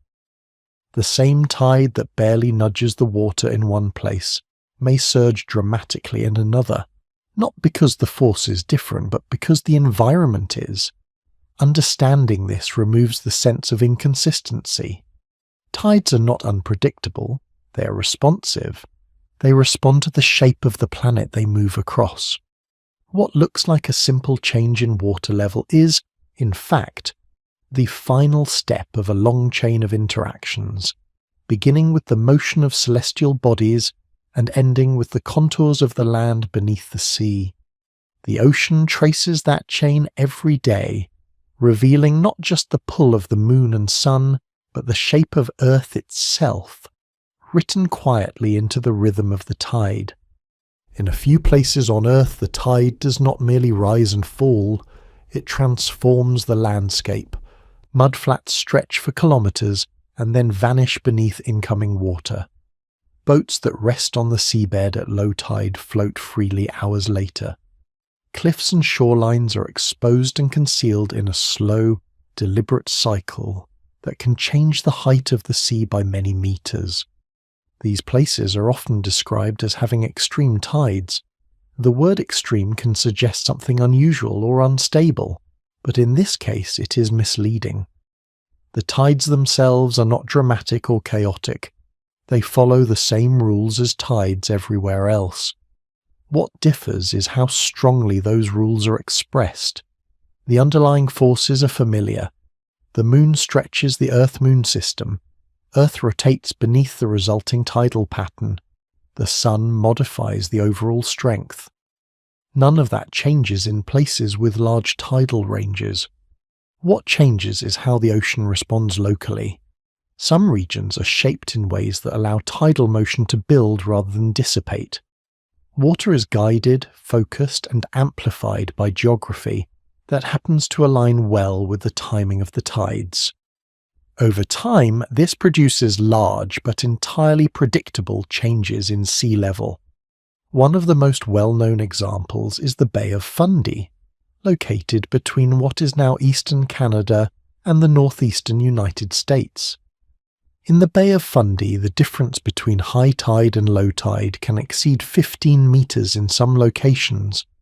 That is among the largest tidal ranges observed anywhere on Earth. At first glance, this can feel astonishing. It is tempting to assume that something unusual must be happening there. In reality, nothing special is happening in the sky. The moon exerts the same influence over the Bay of Fundy as it does elsewhere. The sun modifies that influence in the same way. The difference lies entirely in the shape and size of the bay itself. The Bay of Fundy is long, narrowing, and relatively shallow. These characteristics matter. As tidal motion enters the bay from the open ocean, it is gradually confined. Water that would normally spread sideways is funneled inward. As the bay narrows, the same volume of water must rise higher to fit into the available space. Depth adds another important factor. The bay's average depth and length give it a natural timescale for water to move back and forth. Remarkably, this timescale closely matches the period of the tides themselves. This is where resonance comes into play. Resonance occurs when a system is driven at a frequency that matches its natural tendency to move.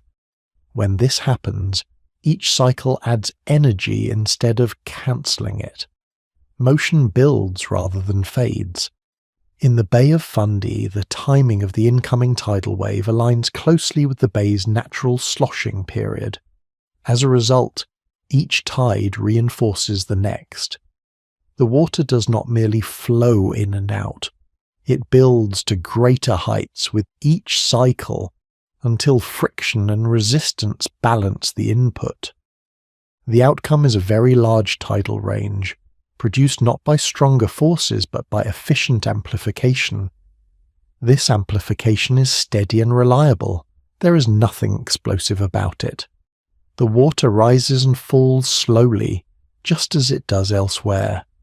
The difference is scale, not behavior. Other regions with large tides share similar characteristics. Long estuaries, narrowing bays, and broad continental shelves can all contribute to amplified tidal motion. Where geometry and timing align, tides grow. Where they do not, tides remain modest. This perspective helps remove the sense of mystery surrounding extreme tides. They are not anomalies or exceptions. They are natural consequences of how tidal energy interacts with local geography. Observational oceanography plays a crucial role in understanding these effects. Oceanographers study tides not just through theory, but through continuous measurement. Tide gauges record sea level changes over long periods. Satellite altimetry tracks subtle variations in ocean height across the globe. Current meters measure how water moves in response to tidal forcing. Through these observations, patterns emerge. Scientists can identify regions where tidal energy is concentrated, where it is dissipated, and where it circulates with little vertical effect. These observations confirm what theory predicts. The sky sets the rhythm, but the Earth's surface determines the volume. Coastal research institutions around the world contribute to this understanding. Long-term monitoring programs track tidal behavior across decades, revealing how stable these patterns are. Even in regions with the most dramatic tides, the timing remains remarkably consistent. This consistency is important. Large tides are not dangerous by default. They become hazardous only when combined with other factors, such as storms or sea level rise. On their own, they are simply part of the environment, shaping ecosystems and human activity alike. In the Bay of Fundy, tidal extremes support unique ecosystems adapted to regular exposure and flooding. Species have evolved to thrive in environments where land and sea exchange places twice each day. Human communities, too, have learned to live with and plan around the tides. This adaptability underscores an important point. Extreme tidal ranges are not signs of instability. They are expressions of balance. The system reaches a steady state where energy input from the tides is matched by energy loss through friction, turbulence, and interaction with the seafloor. Once that balance is established, the motion repeats predictably. The same principles apply elsewhere. In regions with smaller tides, energy is dissipated more quickly or spread more evenly. The response is muted, but the mechanism is identical. Thinking of extreme tides as amplified rather than anomalous helps unify the picture. There is no separate category of tidal behavior reserved for special places. There is only variation in response. This also highlights the importance of careful measurement. Without long-term observation, it would be easy to misinterpret dramatic tidal changes as irregular or unstable. In reality, they are among the most reliable motions in nature. The ocean does not surprise itself. Once the geometry is set, and once the timing aligns, the outcome follows. Day after day, month after month, the same patterns repeat. Even the largest tides arrive on schedule. This predictability is why tides are being used for navigation, energy generation, and coastal planning. In some regions, tidal power installations harness the regular rise and fall of the sea. These systems rely on the same amplification that produces large tidal ranges naturally. Importantly, none of this requires invoking extraordinary forces or rare conditions. The moon and sun do what they always do. Earth rotates as it always has. Geography does the rest. Seen in this light, places with extreme tides are not outliers. They are clear demonstrations of how sensitive the ocean is to shape and timing. They show what happens when the steady pull of the moon meets a coastline that listens closely. The water responds not with drama but with scale. Understanding this helps bring the story of tides back to something simple. The ocean is not unpredictable or volatile. It is responsive. Where the conditions allow motion to grow, it grows. Where they do not, it fades. In every case, the tide remains a quiet negotiation between celestial rhythm and earthly form, unfolding patiently, without haste, and without exception. On Earth, tides are easy to notice because water moves so readily. The shoreline shifts, sea level rises and falls. The effect is visible and familiar. But the physics behind tides does not belong to Earth alone. Wherever gravity acts across something large, tides follow. Once that idea is taken beyond our planet, tides stop being a coastal curiosity and become a universal feature of how worlds interact. Everywhere in the solar system where one body orbits close to another, gravitational differences stretch, squeeze, and flex matter. Sometimes the effects are subtle, sometimes they are dramatic. In many cases, they reshape entire worlds. One of the clearest examples lies far from Earth, orbiting the giant planet Jupiter. Io, one of Jupiter's largest moons, is the most volcanically active body known in the solar system. Its surface is constantly being resurfaced by lava flows, towering plumes of gas, and intense geological activity. This level of energy is astonishing for a moon roughly the size of Earth's moon. The source of that energy is not radioactive decay or leftover heat from formation. It is tides. Io orbits extremely close to Jupiter, a planet more than 300 times as massive as Earth. The gravitational pull from Jupiter on Io is enormous, and more importantly, it varies significantly across Io's diameter. As Io moves along its slightly elongated orbit, the strength and direction of Jupiter's tidal pull change. The moon is stretched and compressed over and over again. Its solid body flexes by tens of meters each orbit. Rock does not flex easily. When it does, friction inside the material converts motion into heat. This process is known as tidal heating. Inside Io, repeated tidal flexing generates vast amounts of internal heat.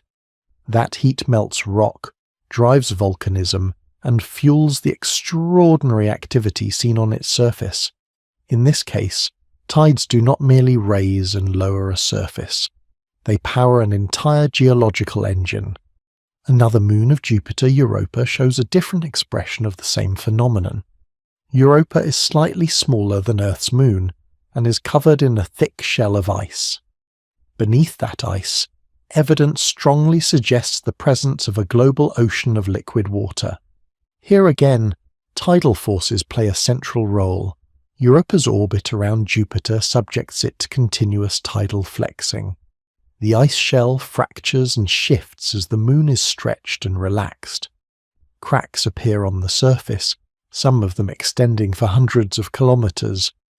The repeated motion prevents the ocean beneath from freezing solid. Tidal heating keeps water liquid far from the warmth of the sun. This discovery has profound implications. Liquid water is considered a key ingredient for life as it is understood. Europa's ocean exists not because of sunlight, but because of gravity acting unevenly across a moving body. Similar processes are thought to operate on other moons as well. Enceladus, a small moon of Saturn, ejects plumes of water vapor and ice particles from fractures near its south pole. These geysers feed Saturn's rings and reveal a warm, active interior. Once again, tidal heating provides the energy.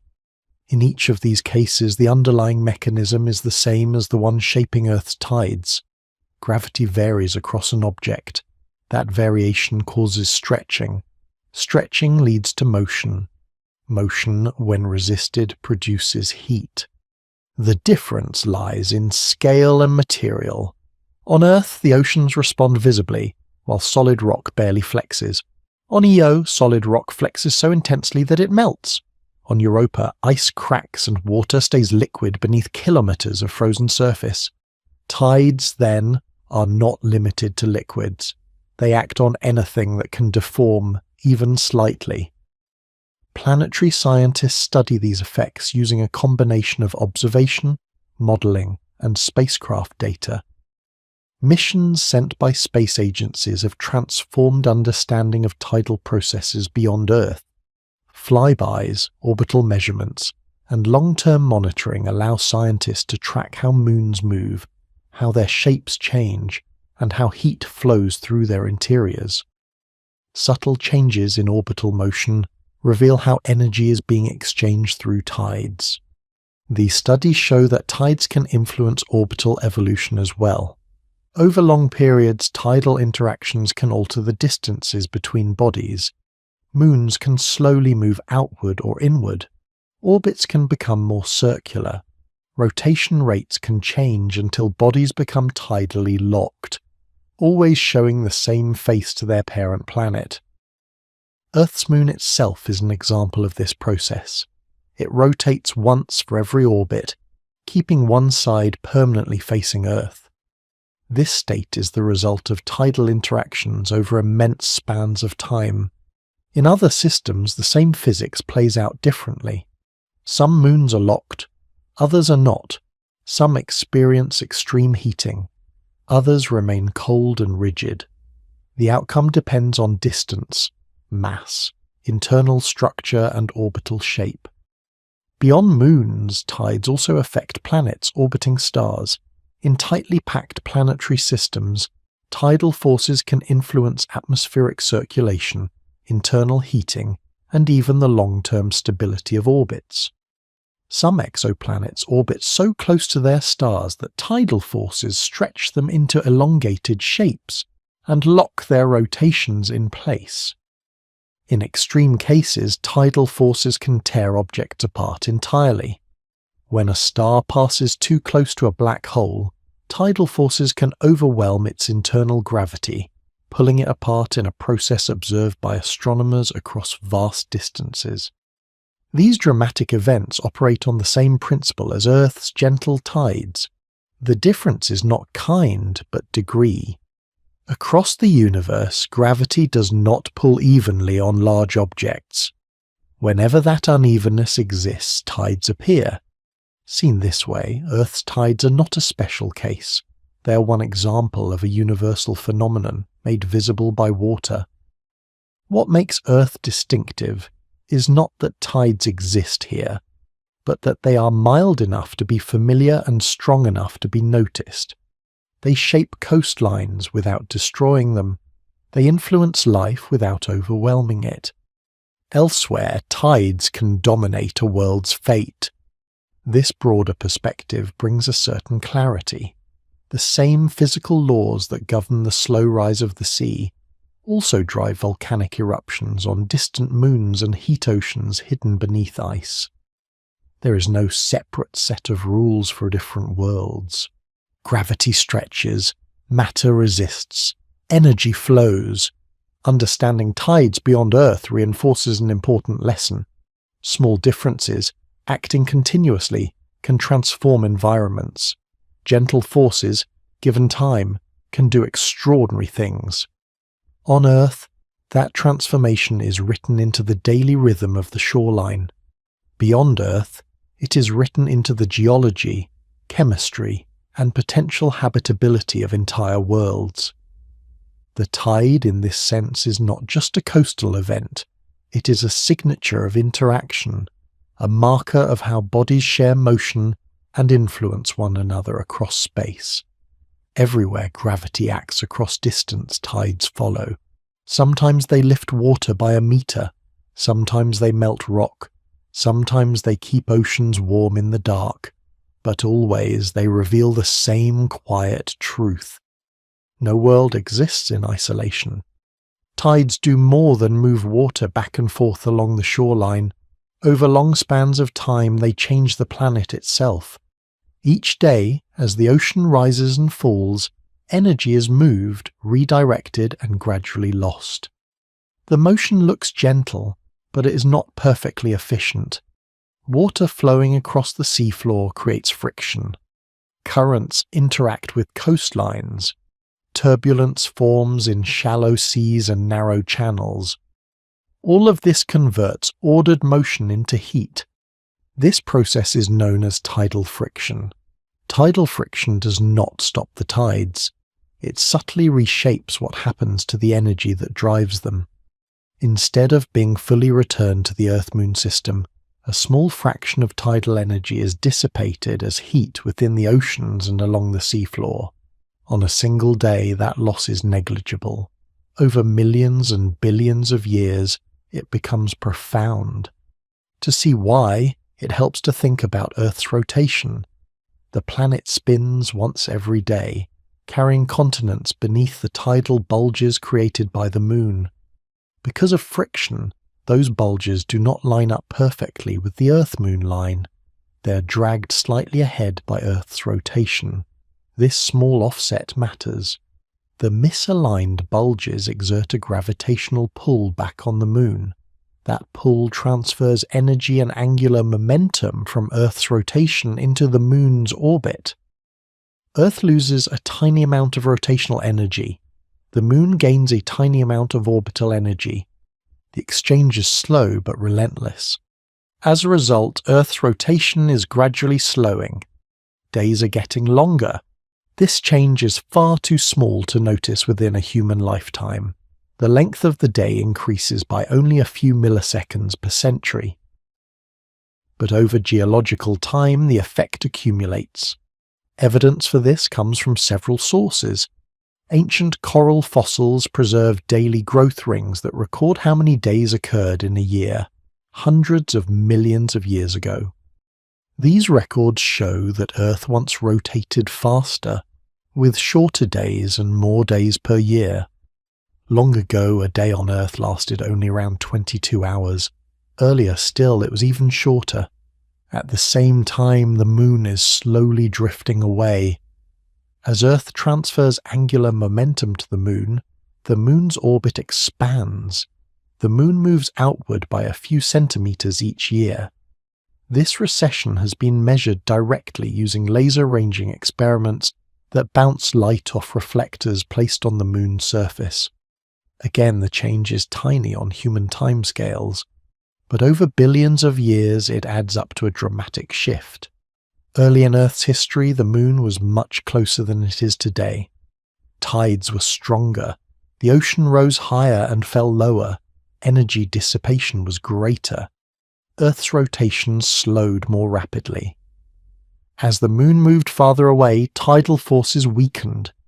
Energy loss became more gradual. The system evolved toward its current state. This long-term exchange is governed by a fundamental physical principle known as conservation of angular momentum. Angular momentum is a measure of rotational motion. In a closed system, The total angular momentum remains constant unless acted on by an external influence. The Earth-Moon system is effectively isolated, which means that changes in one part must be balanced by changes elsewhere. When Earth loses rotational angular momentum, the Moon must gain orbital angular momentum. There is no alternative destination for it. This conservation principle ties the slowing of Earth's rotation directly to the Moon's outward drift. They are not separate phenomena. They are two sides of the same exchange. Importantly, this does not mean energy is conserved in the same way. While angular momentum is redistributed, energy is dissipated. Tidal friction converts some of the system's mechanical energy into heat, which is lost to the environment. This is why the Earth-Moon system evolves rather than cycling endlessly in the same state. Over immense spans of time, this evolution leads toward a stable configuration. If allowed to proceed indefinitely, Earth's rotation would slow until one side of the planet always faced the Moon, just as the Moon already shows only one face to Earth. In that distant future, tides would largely cease. The ocean would no longer be dragged across the planet's surface by rotation. Energy dissipation would be minimal. The system would reach a quiet equilibrium. That state is trillions of years away and will never be reached in practice. Other changes will intervene long before then. But the direction of evolution is clear. Tides are not static features. They are part of a slow transformation. This perspective places tides within the broader story of planetary evolution. They are not merely daily motions repeating endlessly. They are mechanisms through which planets exchange energy and momentum with their companions. Similar processes occur elsewhere. Moons become tidally locked to their planets. Planetary rotations slow. Orbits shift. In tightly bound systems, tidal interactions can dominate long-term behavior. On Earth, the effects are subtle enough to coexist with life. The gradual lengthening of the day is unfolded slowly, allowing biological rhythms to adapt. The weakening of tides has reshaped coastlines over geological time without destabilizing the planet. The fact that this process is measurable today highlights its continuity. The tides seen now are part of the same interaction that has been unfolding since the Moon first formed. Nothing about the daily rise and fall of the sea is temporary in the human sense, but nothing about it is truly permanent either. The shoreline moves each day. The planet changes over ages. Tidal friction quietly links these timescales together. It connects the movement of water against rock to the rotation of an entire world and the orbit of a distant companion. Seen this way, tides become a kind of planetary clock, not one that marks seconds or hours, but one that tracks change across deep time. Each tide carries away an almost immeasurable amount of energy. Taken together, those losses reshape the system that produces them. The ocean does not simply respond to gravity. It participates in an exchange that slowly alters Earth's future. This does not diminish the calm regularity of the tides. It adds depth to it. The sea rises, the sea falls.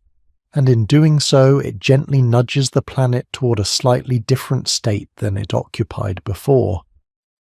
Over days, nothing changes. Over millions of years, everything does. Tides are not just motions to be observed. They are processes at work, shaping the evolution of Earth and Moon alike, one quiet cycle at a time.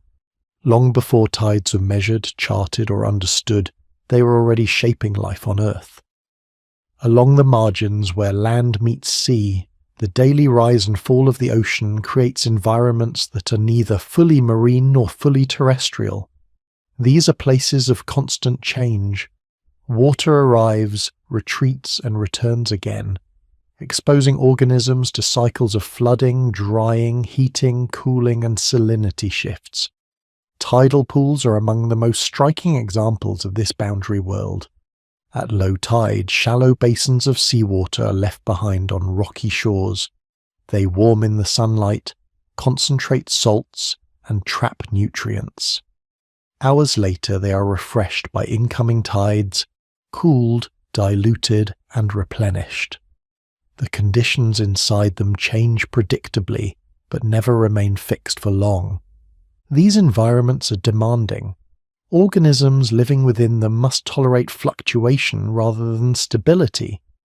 Temperature can swing dramatically. Oxygen levels rise and fall. Exposure to air alternates with complete submersion. And yet, tidal zones are among the most biologically rich regions on the planet. This has led scientists to consider the role such environments may have played early in the history of life. While care is needed to avoid overreach, there is strong evidence that fluctuating coastal settings offered unique advantages for emerging biological systems. Repeated wetting and drying cycles can concentrate organic molecules. Shallow waters allow sunlight to penetrate easily. Mineral surfaces provide scaffolding for chemical reactions. Nutrients are delivered regularly but not continuously. These are not claims of certainty. They are constraints and possibilities supported by experimental work and geological evidence. Tidal environments do not explain the origin of life on their own, but they offer conditions that are compatible with many laboratory observations about how complex chemistry can arise. What can be said with confidence is that once life existed, tides became part of its operating environment. As organisms evolved in coastal regions, they were exposed not just to day and night, but to a second, equally regular rhythm. The tide arrived and departed on a schedule independent of sunlight. Over time, biological systems adapted to that rhythm. Today, many marine and coastal organisms exhibit behaviors tightly linked to tides. Some species time feeding, reproduction, or migration to specific tidal states. Crabs emerge at low tide. Fish move with incoming water. Certain invertebrates release gametes only during particular tidal phases, increasing the likelihood of successful fertilization. These behaviors are not responses to the immediate presence of water alone. In many cases, organisms anticipate tidal change, adjusting activity before the tide turns. This suggests the existence of internal biological clocks tuned not just to the 24-hour day, but to the longer tidal cycle. Research in chronobiology has shown that some organisms possess endogenous rhythms matching tidal periods. Even when kept in controlled laboratory conditions, with constant light and no moving water, these organisms continued to show activity cycles aligned with the timing of tides they would experience in the wild. This indicates that tidal timing has been built into their physiology through evolution. Importantly, these rhythms are not universal. They appear most strongly in species that inhabit intertidal or nearshore environments. Organisms living in the deep ocean or far inland show little or no tidal entrainment.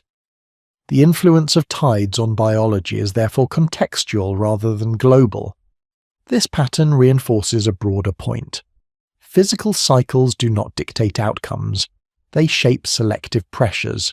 Where tides matter, life responds. Where they do not, other rhythms dominate. The influence of tides on evolution is therefore indirect. Tides do not drive change by themselves. They create repeating conditions that favor certain traits over others. Flexibility, timing, and tolerance become advantageous. Predictable rhythms reward systems that can anticipate rather than merely react. Over long periods, this shapes populations. Intertidal organisms often show remarkable resilience. Many can survive extended exposure to air, resist dehydration, and tolerate wide ranges of temperature and salinity. These traits are costly in some respects, but beneficial in an environment where conditions shift twice daily. From an evolutionary perspective, tides add structure to uncertainty.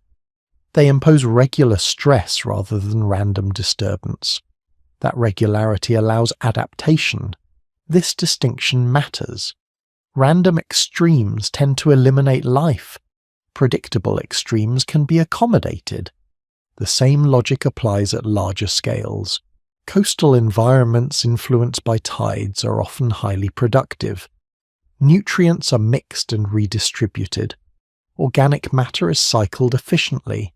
Sediments are stirred and oxygenated. These processes support food webs that extend far beyond the shoreline. As life expanded from the sea onto land, tidal zones may have served as transitional spaces. Amphibious organisms capable of surviving brief exposure to air would have found these environments less hostile than fully terrestrial settings. Again, caution is essential. There's no single pathway from tide pool to forest. Evolution proceeds through many routes, shaped by many factors. But tidal environments plausibly reduce the barrier between water and land, providing repeated opportunities for experimentation. What can be said with confidence is that tides did not merely accompany life's history, they interacted with it.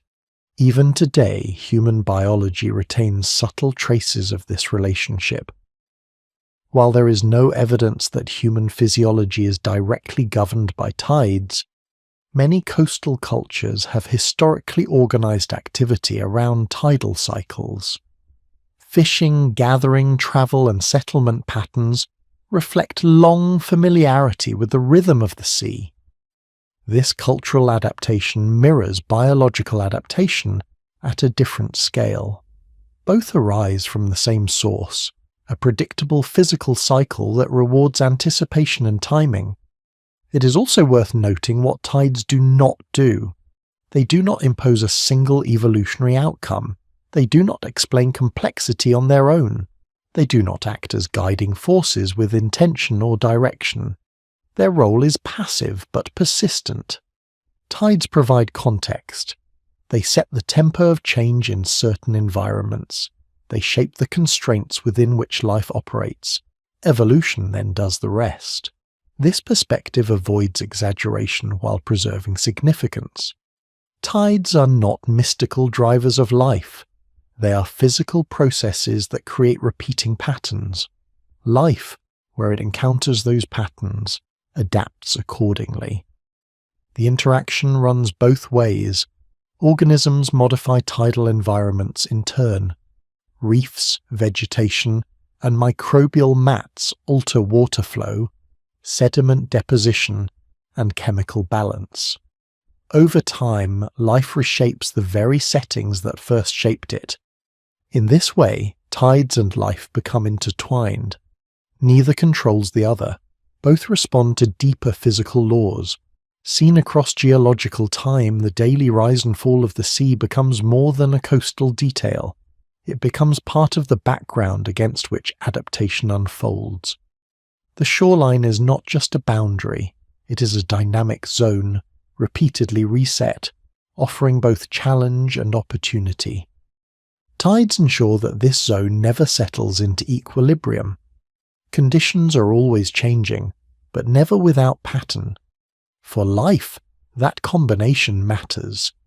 The sea advances, the sea retreats, and in doing so it creates a rhythm that living systems have learned to live within, respond to, and in many cases, quietly depend upon. Not as a cause of life, but as a companion to it, present from early chapters to the present day, shaping the margins where change is possible. The tide is always moving, but understanding it requires stillness. To know how the sea rises and falls, someone has to stop and watch it carefully, not for a day or a week, but for years. Long before satellites and computers, this careful watching began along coastlines, where simple measurements slowly turned motion into knowledge. The earliest tide measurements were straightforward: a marked pole fixed into the seabed, a scale carved into stone, a reference line on a harbour wall. As the water rose and fell, its height could be read against a fixed point. Over time, patterns emerged. These early tide gauges did not explain why tides occurred, but they revealed how reliable they were. Records showed that high water arrived at predictable times, that its height followed repeating cycles, and that certain days consistently brought stronger tides than others. Mariners, merchants, and coastal planners began to depend on these records. Some of the longest continuous tide gauge records in the world date back hundreds of years. In places like Amsterdam, Liverpool, and Stockholm, measurements were taken carefully and preserved across generations. These records are invaluable. They allow scientists to compare the behavior of the sea across centuries, revealing slow changes that would otherwise be invisible. Tide gauges work by measuring sea level relative to the land. This is both their strength and their limitation. They are excellent at capturing local tidal behavior. They show exactly how water moves at a specific place, shaped by local geography and basin structure. But because they are fixed to land, they also record any movement of the land itself. If the ground is slowly rising or sinking, the gauge cannot distinguish that from a change in sea level. For a long time, this limitation was unavoidable. Measurement meant anchoring instruments to the coast. Understanding tides meant understanding them one place at a time. That changed when observation moved into space. Satellite altimetry transformed the study of tides by allowing sea level to be measured from above, across the entire globe. Satellites equipped with radar instruments send pulses toward Earth's surface and measure the time it takes for the signal to return. From that timing, the height of the ocean surface can be calculated with remarkable precision. This approach has several advantages. It does not depend on coastlines. It does not move with the land. It provides a global picture of how the ocean's surface changes, not just at the edges, but across open basins as well. With satellite data, scientists can map the shape of tidal bulges as they move around the planet. They can see how tidal waves propagate through different ocean basins, how they bend around continents, and how they interact with underwater features invisible from the shore. This global perspective confirmed many ideas developed from theory and coastal observation. Amphidromic systems became visible as rotating patterns in the open ocean. Regions of weak and strong tides could be mapped precisely. The influence of the sun and moon could be traced across the surface of the sea. Modern oceanography relies on a combination of these approaches. Tide gauges remain essential. They provide high-resolution, long-term records at specific locations. Satellites add global coverage and consistency. Together, they allow scientists to separate local effects from global patterns. Institutions such as National Oceanic and Atmospheric Administration maintain extensive networks of tide gauges and observational programs. These data support navigation, coastal management, climate research, and hazard forecasting. Similar work is carried out by agencies and research centers around the world, often coordinating measurements to ensure consistency across borders. Space agencies such as NASA and European Space Agency have played a central role in developing and operating satellite missions that measure sea level. These missions were not designed for tides alone, but tides are among the most precisely observed signals in the data. Measurement matters because tides are not just theoretical constructs. They affect real decisions. Ships rely on accurate tide predictions to enter and leave harbours safely. Coastal infrastructure must be designed with tidal range in mind. Flood risk assessments depend on understanding how tides interact with storm surges. Even renewable energy projects that harness tidal motion require precise knowledge of timing and strength. Prediction is only as good as observation. Tidal prediction works because tides are governed by regular, well-understood motions. The positions of the moon and sun can be calculated with extraordinary accuracy. Earth's rotation is stable. Once the response of a particular location to tidal forcing is known, future tides can be forecast reliably. This is why tide tables work. They are built from a combination of physics and observation. The astronomical components determine the timing of tidal forces. The observed response at a given location determines how those forces translate into water level change. Together they produce predictions that can be accurate years in advance. Measurement also reveals change. By comparing modern data with historical records, scientists can detect long-term trends. Sea level rise, land subsidence, and changes in tidal range all leave signatures in the data. Separating these effects requires careful analysis, but without measurement they would remain hidden. Tides themselves are remarkably stable. The underlying physics has not changed. But the context in which tides operate is evolving. Coastlines are altered by human activity. Sea levels are shifting. River flows are modified. All of these can influence how tides are expressed locally. This makes continued observation essential. Measurement also provides a reality check for theory. Models of tidal motion can be tested against real data. Where predictions fail, understanding improves. Where predictions succeed, confidence grows. There is quiet elegance in this process. The sea moves. Instruments record. Patterns emerge. What is striking is how consistent the ocean is when viewed through this lens. Despite its apparent restlessness, the tidal signal is one of the cleanest, most predictable motions in the natural world. It repeats with precision that rivals atomic clocks, shaped by celestial mechanics rather than chance. Even the noise matters. Small deviations reveal friction, resonance, and interaction with geography. Variations expose how energy is dissipated and redistributed. Measurement does not just confirm the existence of tides, it enriches understanding of how they work in detail. This is why modern oceanography treats tides as both a subject and a tool. Because tides are so well understood, they can be subtracted from sea level records to reveal other processes. Storm surges, long-term trends, and transient events become clearer once the tidal signal is accounted for. In this way, tides help scientists see beyond themselves.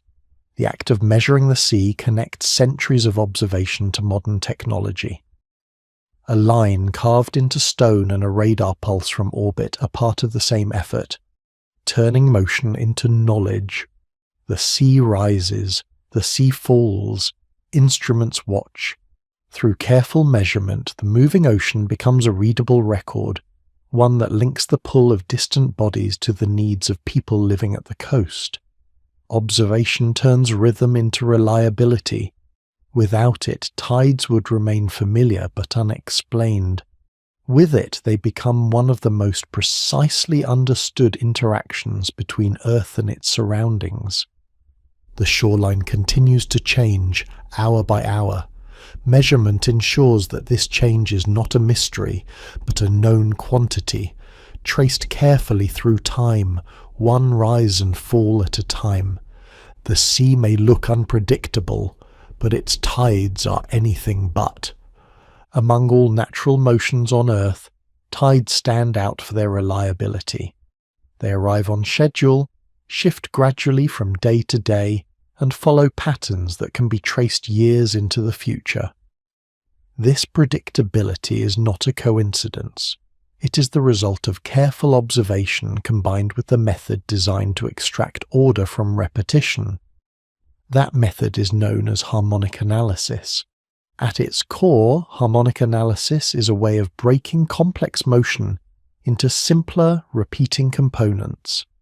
Instead of trying to describe the tide as a single rise and fall, It treats the motion of the sea as the sum of many overlapping rhythms, each with its own timing and strength.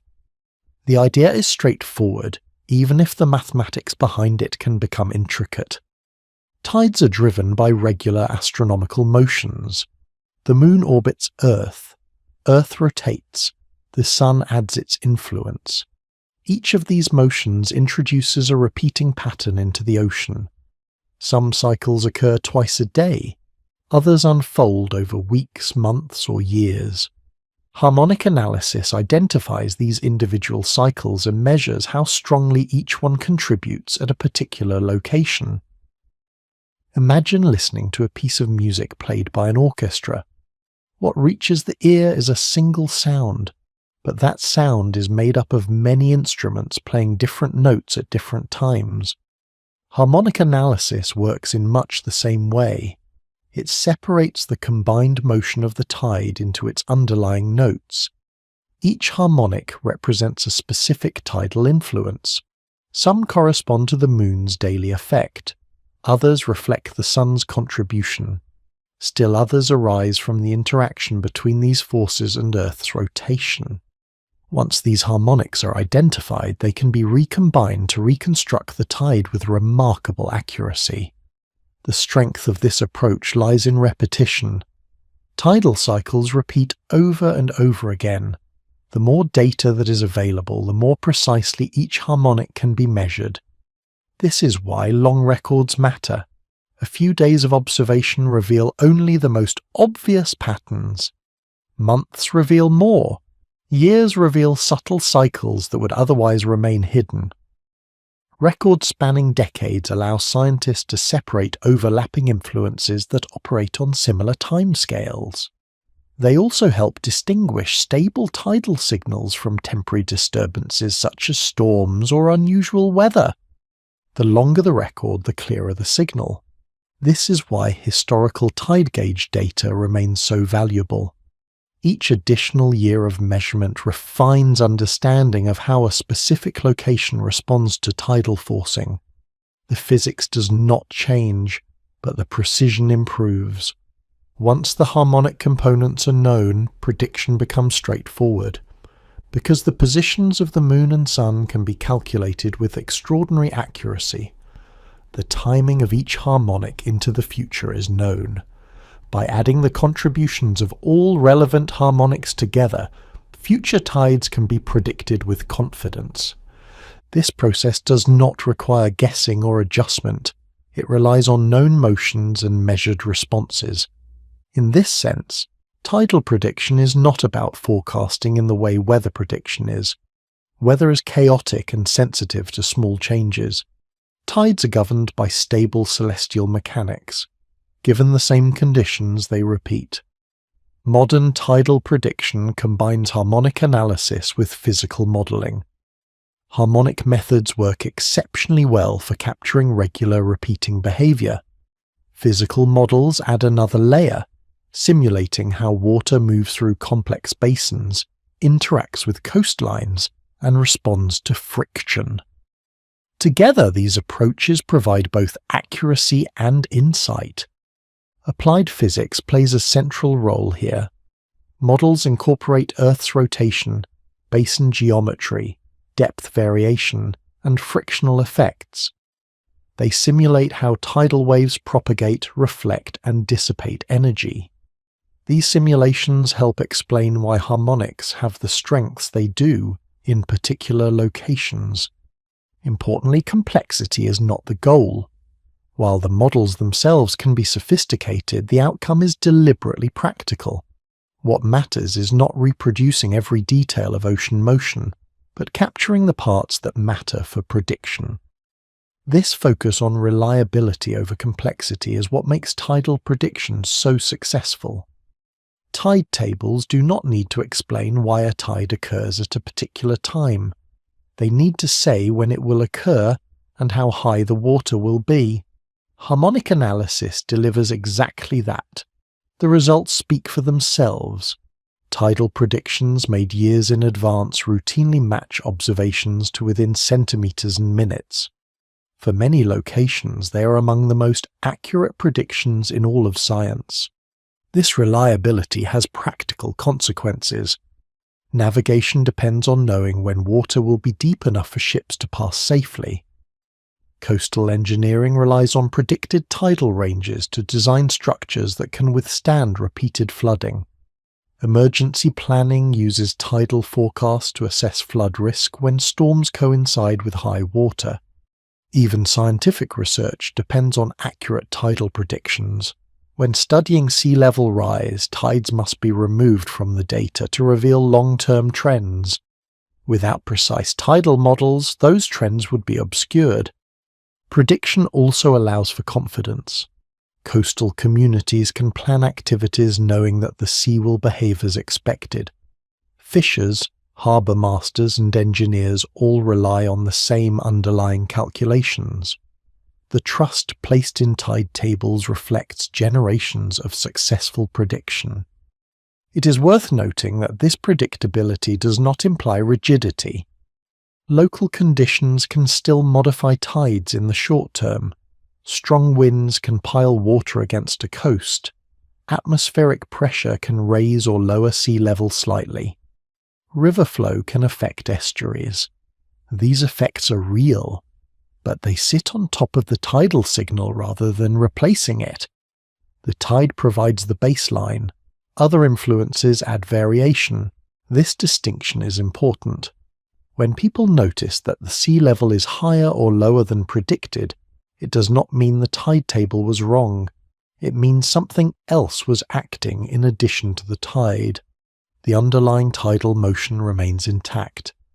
This layered understanding is one reason tidal science has endured.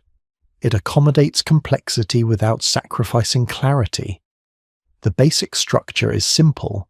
The details are added where needed.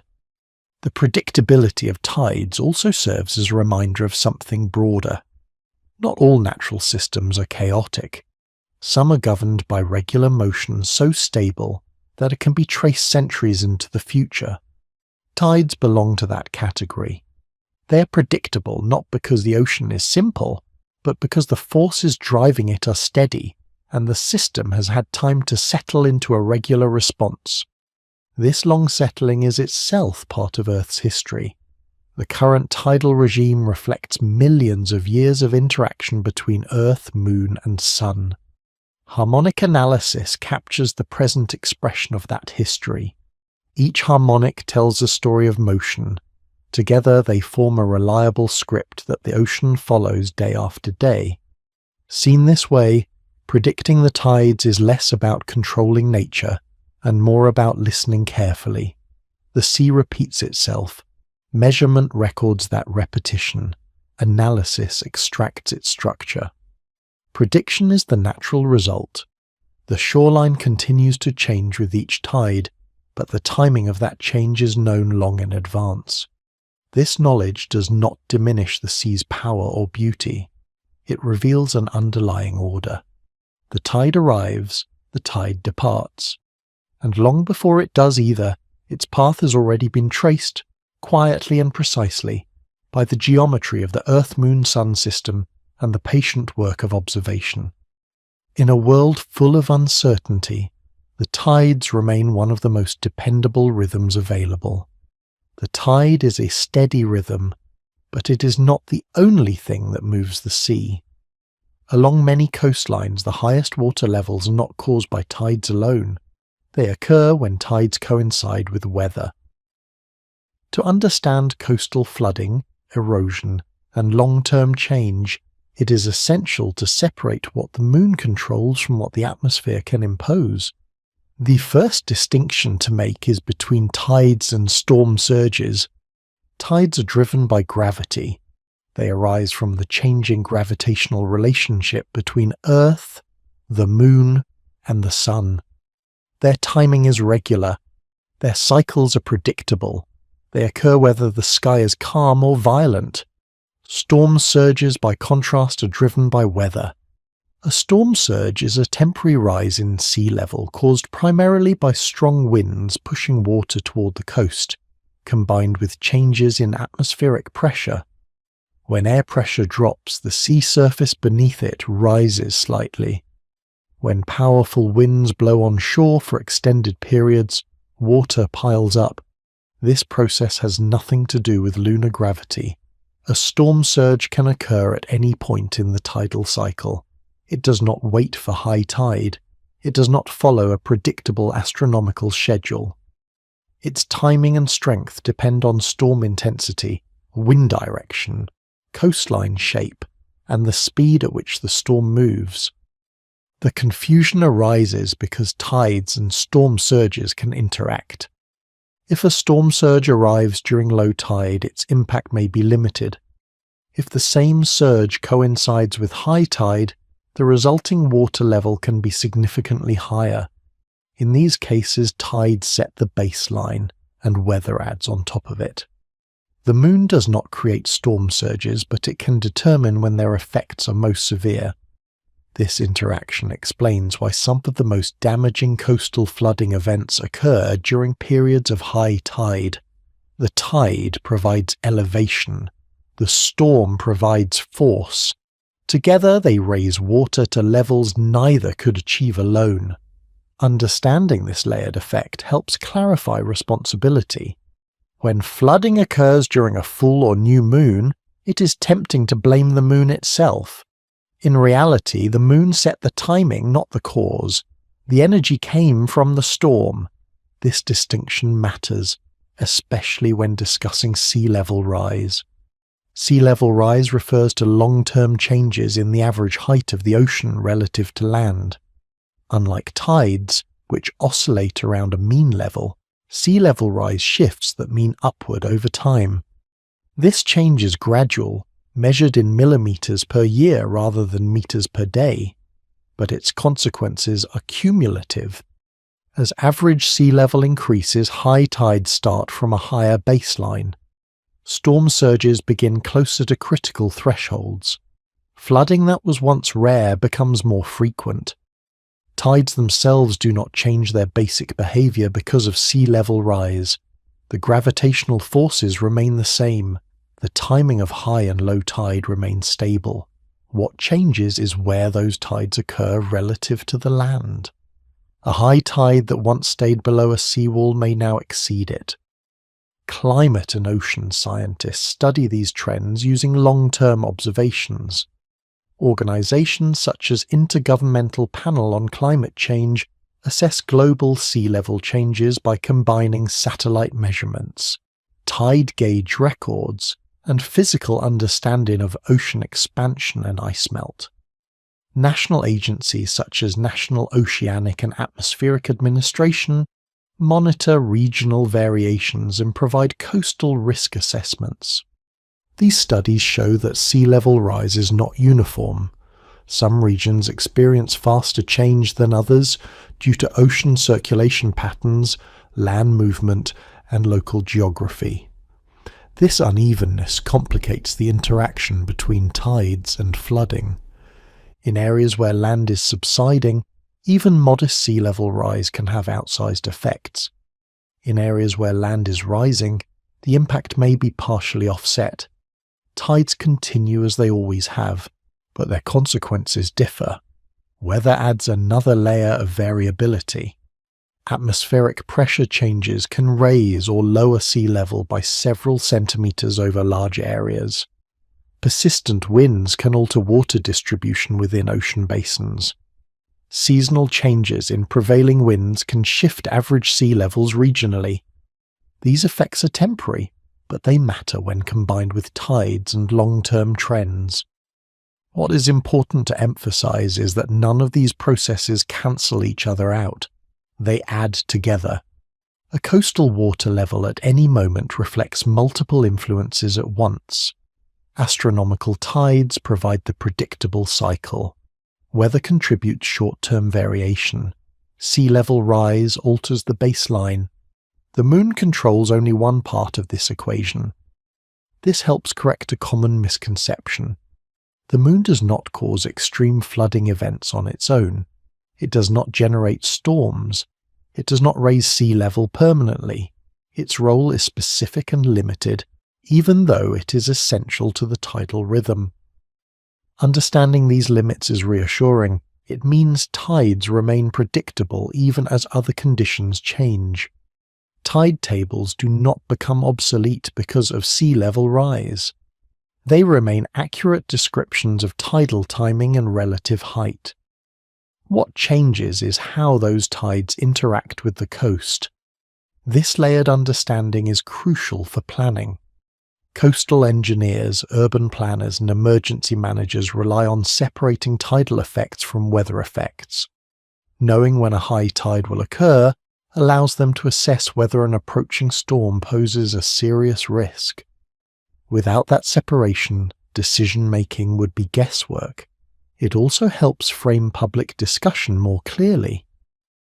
When flooding increases, it is tempting to attribute the change to a single cause. In reality, it usually reflects the interaction of several slow and fast processes acting together. The tide is not becoming more aggressive. Storms are not following lunar commands. Sea level is not rising because of celestial alignment. Each factor has its own cause, timescale, and mechanism. The calm regularity of the tide can even be helpful in this context. Because tides are so well understood, they provide a stable reference against which other changes can be measured. Scientists can remove the tidal signal from sea level data to reveal trends driven by climate and weather. In this way, tides help clarify rather than confuse. They offer a steady backdrop against which variability becomes visible. Seen from this perspective, the moon's influence is both powerful and limited. It shapes the daily rise and fall of the sea with extraordinary consistency. But it does not govern storms, dictate climate, or control long-term sea level. Those processes belong to the atmosphere, the oceans, and the slow exchange of energy within Earth's system. Understanding where tidal influence ends helps prevent misunderstanding where it does not apply. The sea responds to many forces at once. Gravity sets the rhythm. Wind adds emphasis. Long-term change shifts the stage. Together, they produce the coastal conditions experienced today. The tide arrives as expected. The storm may or may not. The baseline continues to shift slowly beneath both. Clarity comes from recognizing each role and its limits. The moon moves the tides faithfully and predictably. The rest of the story belongs to Earth itself. The tide never finishes. It rises, it falls, and then it does it again. Not because anything has decided to repeat the motion, but because nothing has stopped it. The forces that create tides do not switch on and off. They persist, quietly and continuously, shaping the ocean whether anyone is watching or not. At its heart, the tide is a conversation. Earth moves. The moon responds. The sun adds its influence. Gravity links them together across space, not as a command, but as a relationship. Each body follows its path, and the ocean records the outcome of that shared motion. This is why tides feel both familiar and distant. They happen close to home, along beaches and harbours, but their cause lies far beyond the shoreline. Every rise and fall reflects the geometry of bodies separated by hundreds of thousands of kilometres, moving in patterns that change only slowly. Nothing about this process is rushed. The moon takes more than 27 days to complete an orbit. Earth takes a year to circle the sun. Over human timescales, these motions feel constant. Over geological time, they drift, adjust, and evolve. Yet through all of that change, the underlying rules remain stable. Gravity does not grow tired. It does not weaken from repetition. It follows the same relationships it always has, shaping motion in ways that can be traced, measured, and predicted. This reliability is one of the quiet strengths of physical law. The ocean trusts it. Water moves because it can. It responds because it must. Given the freedom to flow, It redistributes itself in response to even subtle differences in force. Over hours, this creates tides. Over ages, it reshapes coastlines. What looks like a daily habit is also a record of patience. Each tide carries away a small amount of energy. Each cycle shifts matter by a tiny amount. No single rise or fall matters much on its own. Taken together, they accumulate into something meaningful. This slow accumulation is easy to overlook. Human attention is drawn to sudden change. Storms, waves, floods, and dramatic surges feel important because they demand immediate response. Tides rarely do. They unfold on a schedule that does not hurry and does not surprise, but it is precisely this steadiness that gives tides their influence. Because the motion is predictable, life adapts to it. Because it is persistent, it shapes land over long periods. Because it is reliable, it becomes a reference against which other changes are measured. The shoreline is never quite the same from one moment to the next, yet it follows a pattern that is deeply stable. This balance between motion and consistency reflects something broader about the physical world. Many of the most powerful processes are not explosive or dramatic. They operate through repetition. They act gently but continuously. They change things not by force, but by persistence. Tides belong to this category. They are not events, they are conditions. The moon does not pull harder on some days than others. Earth does not suddenly respond differently. The system evolves gradually, guided by conservation laws and geometry, rather than intention. This lack of intention matters. There is no goal built into the tide. It is not trying to erode a cliff, nourish an ecosystem, or slow the planet's rotation. These outcomes arise because the motion exists, not because it is aimed at them. Understanding this removes the need for drama. The ocean is not restless. It is responsive. It responds to a gravitational landscape that changes slowly and predictably.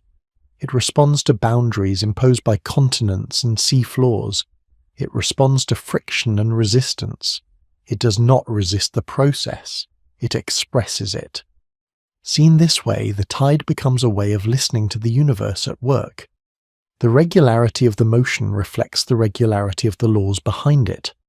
These slight variations reflect changing geometry rather than instability. Even the long-term changes, such as the slowing of Earth's rotation or the outward drift of the moon, follow clear principles. Nothing about this requires urgency. The day lengthens by milliseconds over centuries. The moon recedes by centimeters each year. Coastlines shift over generations. These changes are real, but they unfold on timescales that encourage patience rather than alarm. This perspective can be grounding. It reminds the listener that not all change is sudden, and not all influence is loud. Some of the most reliable forces operate quietly, shaping the world through repetition rather than disruption. The tide does not announce itself, it simply arrives. And because it arrives, whether or not it is noticed, it offers a kind of reassurance. The same patterns observed centuries ago continue today. The same calculations still work. The same rhythms still unfold. Even as conditions around the coast evolve, the underlying motion remains recognizable. This does not mean nothing changes. It means change has structure. The Earth-Moon system today is not exactly what it was millions of years ago, and it will not be exactly the same millions of years from now. But at every stage the motion follows from what came before, constrained by physical law. There is no sudden ending written into this story. The tide does not reach a final state and stop. It adjusts, slowly, as the system evolves. The dialogue continues. This open-endedness is part of what makes the subject quietly compelling. There is always another cycle, another alignment, another gradual shift. Understanding tides does not lead to a final answer that closes the topic. It leads to a clearer sense of how motion persists. The sea rises, the sea falls, the reasons remain, even as the details shift. That continuity can feel calming. In a world often framed by urgency, the tide offers an example of change without haste. It shows how systems can evolve without losing coherence. It demonstrates how complexity can arise from simple, stable relationships. Nothing needs to be resolved. The tide does not ask to be concluded, it asks only to be observed.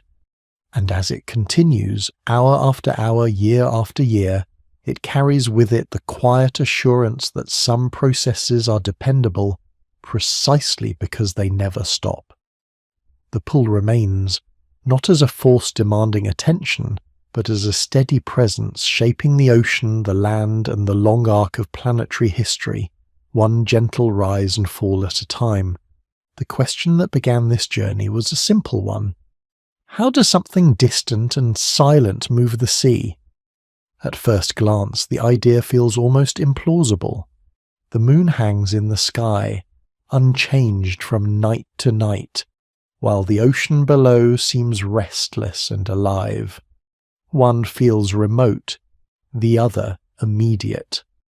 And yet, day after day, the water responds, not because it is pulled like a rope or summoned like a tide of emotion, but because it exists within a relationship that never pauses. The moon moves the sea by being exactly what it is, exactly where it is, following a path that changes only slowly. Earth moves beneath that influence, carrying oceans that are free to flow. Gravity does the rest, quietly translating geometry into motion. Seen this way, tides are not a special case. They are a visible example of something more general. They show how motion emerges from interaction. Gravity alone does not create tides. Motion alone does not create tides. Time alone does not create tides. It is their combination that matters. Bodies in motion, connected by gravity, unfolding over time. The ocean becomes the place where those abstract ideas take form. Each rise and fall is an expression of balance rather than force. The sea is not dragged upward, it is redistributed. Water shifts because it can, responding to slight differences that persist long enough to matter. This is why tides are steady rather than violent. The differences involved are small, but they act continuously. Over hours they raise shorelines. Over ages they reshape planets. Understanding this does not flatten the experience of the tide, it deepens it. Knowing that the same physical principles governing distant moons and planets are at work along a familiar beach adds context rather than removing meaning. The movement becomes part of something larger, not something explained away. Explanation in this sense does not compete with wonder, it refines it. The more clearly the mechanism is understood, the more remarkable its restraint appears. Gravity does not surge. It does not fluctuate wildly. It follows simple relationships with extraordinary consistency. The complexity arises not from chaos, but from persistence. That persistence is what gives tides their character. They do not rush. They do not surprise. They do not require constant attention to exist. They simply continue, whether they are observed or not. This quiet reliability is one of the defining features of physical law. The same equations that described tides centuries ago still apply today. The same cycles recorded by early observers still unfold. Adjustments occur slowly, guided by conservation rather than disruption. Earth's rotation changes by fractions of a second over centuries. The moon drifts outward by small increments each year. This system evolves, but it does so gently without breaking its rhythm. The ocean keeps time with that evolution. Each tide is a moment within a much longer sequence, linking the present shoreline to a past when the moon was closer and to a future when days will be longer. No single tide marks that change, but all of them participate in it. This perspective encourages patience. It reminds the listener that not all processes are meant to be fast or dramatic. Some of the most influential changes occur through repetition rather than events, through cycles rather than milestones. The tide offers a model of that kind of change. It also offers reassurance. In a world where many systems feel unstable or unpredictable, tides remain dependable. Their timing can be known, their range can be anticipated, their causes can be traced without ambiguity. They're not immune to context. Weather can add to them. Sea level can shift beneath them. Coastlines can alter how they appear, but the underlying motion remains intact. Gravity does not forget its role. This constancy does not imply rigidity, it implies continuity. The ocean responds today in much the same way it responded long before charts, clocks, or satellites existed. The same relationship holds, expressed through different coastlines and cultures. For countless generations, people have watched the sea arrive and depart, often without knowing why, but trusting that it would return. That trust was earned. Understanding now confirms what experience always suggested. The tide is not arbitrary. It is one of the most faithful motions available to observation. There is something grounding in that. Not because it promises certainty everywhere, but because it demonstrates that some aspects of the world are governed by principles that do not waver with circumstance. They operate regardless of attention, belief, or interpretation. The moon does not move the sea as an act, it moves it as a consequence. And consequences, when they follow stable laws, can be relied upon. This does not drain the sea of mystery. It reframes where the mystery lies. The wonder is not in whether the tide will come, but in how a relationship so subtle can be so enduring. How forces that act invisibly can shape landscapes and ecosystems without ever announcing themselves. The ocean does not perform. It responds. It responds to gravity. It responds to motion. It responds to time. And in doing so, it becomes a clock of sorts. Not one that counts seconds, but one that measures continuity. Each tide marks another turn of Earth beneath the moon, another quiet confirmation that the system is still in motion. The clock does not tick, it breathes. The sea advances, the sea retreats, the rhythm holds. Nothing needs to conclude for that rhythm to continue. There is no final state waiting to be reached, only ongoing adjustment, guided by the same principles that have always applied. The moon will continue its slow drift. Earth will continue its gradual slowing. The ocean will continue to move in response, adapting without losing its pattern.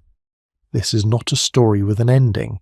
It is a process with memory, and in that process there is room to settle, to listen without urgency, to observe without expectation, to recognize that some motions are not meant to be resolved, only understood well enough to be trusted.